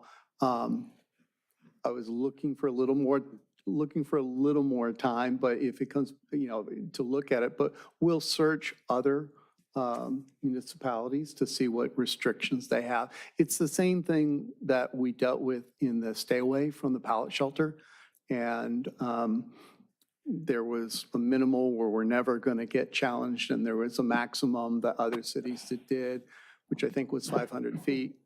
Our council chose 500 yards, which gave maximum protection, and we never got challenged over it. And so it could be that, that's what I'm saying, you want to look at the complaints we've received, and if we're getting complaints, say, I think they've all been in the morning, but if the police got complaints at 9 p.m. at night or 8 p.m. at night, then you might adjust the ordinance appropriately. But am I not correct that all the calls were early in the morning? Yeah. Yeah, 7 a.m. Yes. Councilmember. Thank you, Mayor. City Attorney Mike Webb. Is what you're recommending no amplified noise before 9 a.m. without a permit? Correct. And that allows a process for somebody to apply for a permit? There's a permit currently. Currently, the ordinance is you can't use it anywhere in the city at any time of day without a permit. And then what discretion that's content neutral allows the city to accept or reject? Yeah, I haven't seen the permit, so, and it's permit process, and so I can't speak to it. I don't know if the chief is prepared to speak to that. Well, sure I can. I mean, it's like the Super Bowl 10K coming up, for example. There's a portion of that permit allows for the amplified sound so they can sing the national anthem and start the race. And then there's conditions in there about if we get complaints, how we would address those. So a little bit different because the First Amendment type labor protests don't require a permit when they're on public property. So this would give us the mechanism for preventing the use of the amplified equipment during that time range for an event where a permit is not required. That's typically where we're seeing the decibel readings be applied, right? It's not for protests. It's for a business that has a loud piece of mechanical equipment that squeaks and kicks on in the middle of the night. Or it could be for a concert that has a permit and we're regulating their time and the decibel level for that thing. And then we would go and talk to the producer of that. That's where it's being used. When we got our equipment, which we brought down today in case we want to do some show and tell, LAPD has a sound unit that came and trained 6 people from the police department on how to use our sound device. 3 of them do not work in the quality of life unit anymore because they've promoted. And then our 3 code enforcement officers are still trained in the device. We reached out to LAPD and said, would you use this device in a protest situation? And they said, no. We use it in the situations like I just described, a loud business, trash trucks, things like that. We said, well, what do you do in a protest situation? They said, we don't even do anything with those. Our special problems unit handles those. So we reached out to the special problems unit and said, if you have a noisy protest, how do you deal with it? They said, with an amplified sound ordinance. I said, that makes perfect sense. Okay. So, you know, it's interesting because it's not a permitted event, but it's a legally occurring event.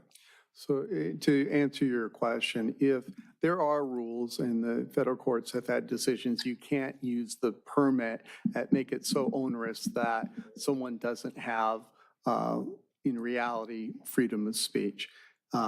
Given the referral, I wasn't trying to address that. I think certainly if they get, if the police department gets applications for permits, and then we can review their process if asked to do so to make certain that our standards are objective and are not violating anyone's constitutional rights. But we were trying to come up with an answer which the council could take nearly immediate action and get coverage of the big problem. The answer is there's more work to be done if they persist in trying to make their message heard that way, but we can address. And to your answer, 9 to 8, it's been used, it hasn't been challenged. 9 to 10, sorry. If we wanted to shorten the nighttime hours, we can look at that and see if other cities do it, but I don't think it fits this problem we're currently having right now. Thanks for that. With respect to, you mentioned time, place, manner restrictions. With respect to plays, could there be a prohibition on, I don't want to call them protests because that could be seen as not content neutral, but could there be a place limitation, for example, hypothetically, I'm not advocating for it, no such activity within 30 feet of a school, 30 feet of residents, 30 feet of a place where people are sleeping. Could we do that? So the reason I smiled is I had the same exact thought and we posed it to the police chief, but there are a couple of problems. That's not going to be something that gets done before April 1st. And the other problem with it is if it's overbroad right now because it covers the entire city, look at how many stop signs we have in the city and you can envision a situation where we incrementally start adding to the areas that are covered. And so that's a great question. I had the same thought, but just for the immediacy of trying to give you a tool that you can then give to the police to address the immediate concern, I thought it took us away from that. So it's an immediate recommendation for now, and then as you're going through the budget process, you can consider all those things. Okay, thank you. Thank you, Mayor. Councilmember Obaji. I'm good. So our best solution, our proposed solution is just a time restriction. On amplified sound. Right, that's the immediate one. And then Okay. the chief, and give a referral to the chief to address the longer term ones. So a man approached me at a gas station while I was putting in a lawn sign, and he was livid about these protests.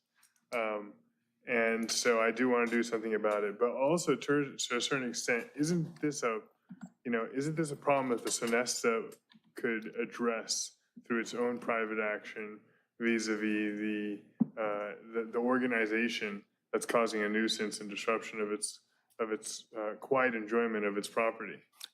Yes, and I'm sure if you asked the union, they could address it in their contract negotiations. So we don't want to get within that. We want to give the police an effective tool to solve the biggest problem that they can address effectively, and then look at it as a long-term problem as we go forward. But your point is correct, that they could, and it's not only in Redondo Beach. Pasadena's struggling with it.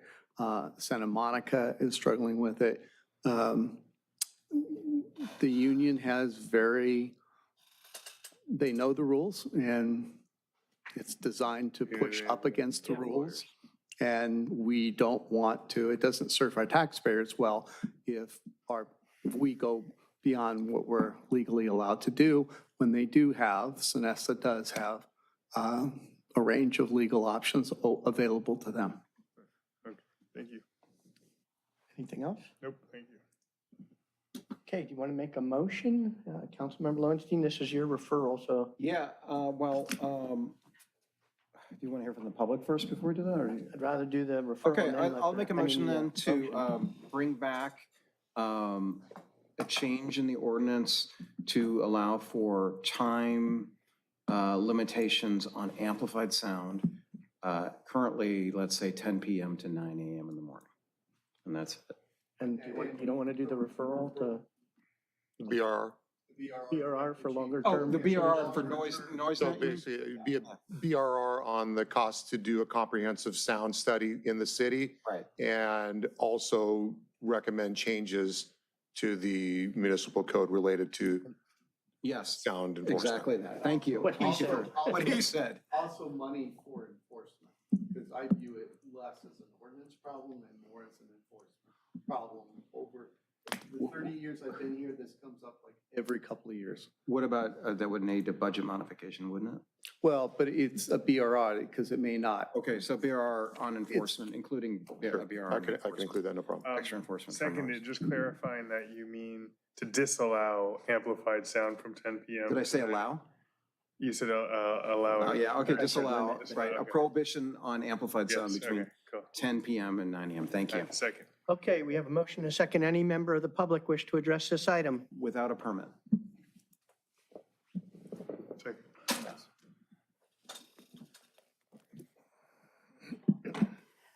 Joan Irvine, District 1, Mayor, City Council, City staff. The only protest I have been attending in this town for the last 18 years, and it's only occurred a few times, is the Women's March. So I'd want to make sure that this was not affecting the Women's March. And I know that at the end of the Women's March, this year they went to Catalina, and, cars were honking and all that. So I don't know where that fits in, but, you have in general, a bunch of old ladies who are out there that we have been advocating for our rights for many, many years. And so I want to make sure that our rights to advocate for ourselves and for all the women in our city are not influenced by this. Also with that, I just want to make a comment. You were talking about some of these ordinances being very old. I noticed that in the noise ordinance procurement, and I just happened to read this tonight, it talks about the noise control officer or his delegated representative. I'm sorry, we're supposed to have neutral languaging here. I had back in the 70s, Bell Labs, we were taught how to use, gender neutral terminology. So I'd ask that, and I said, this is probably old. And so that when you're redoing it, to make sure that it is gender neutral languaging.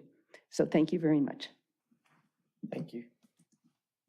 Any other member of the public wish to address this item? Anyone online? We do not have anyone on Zoom, and there are no e-comments.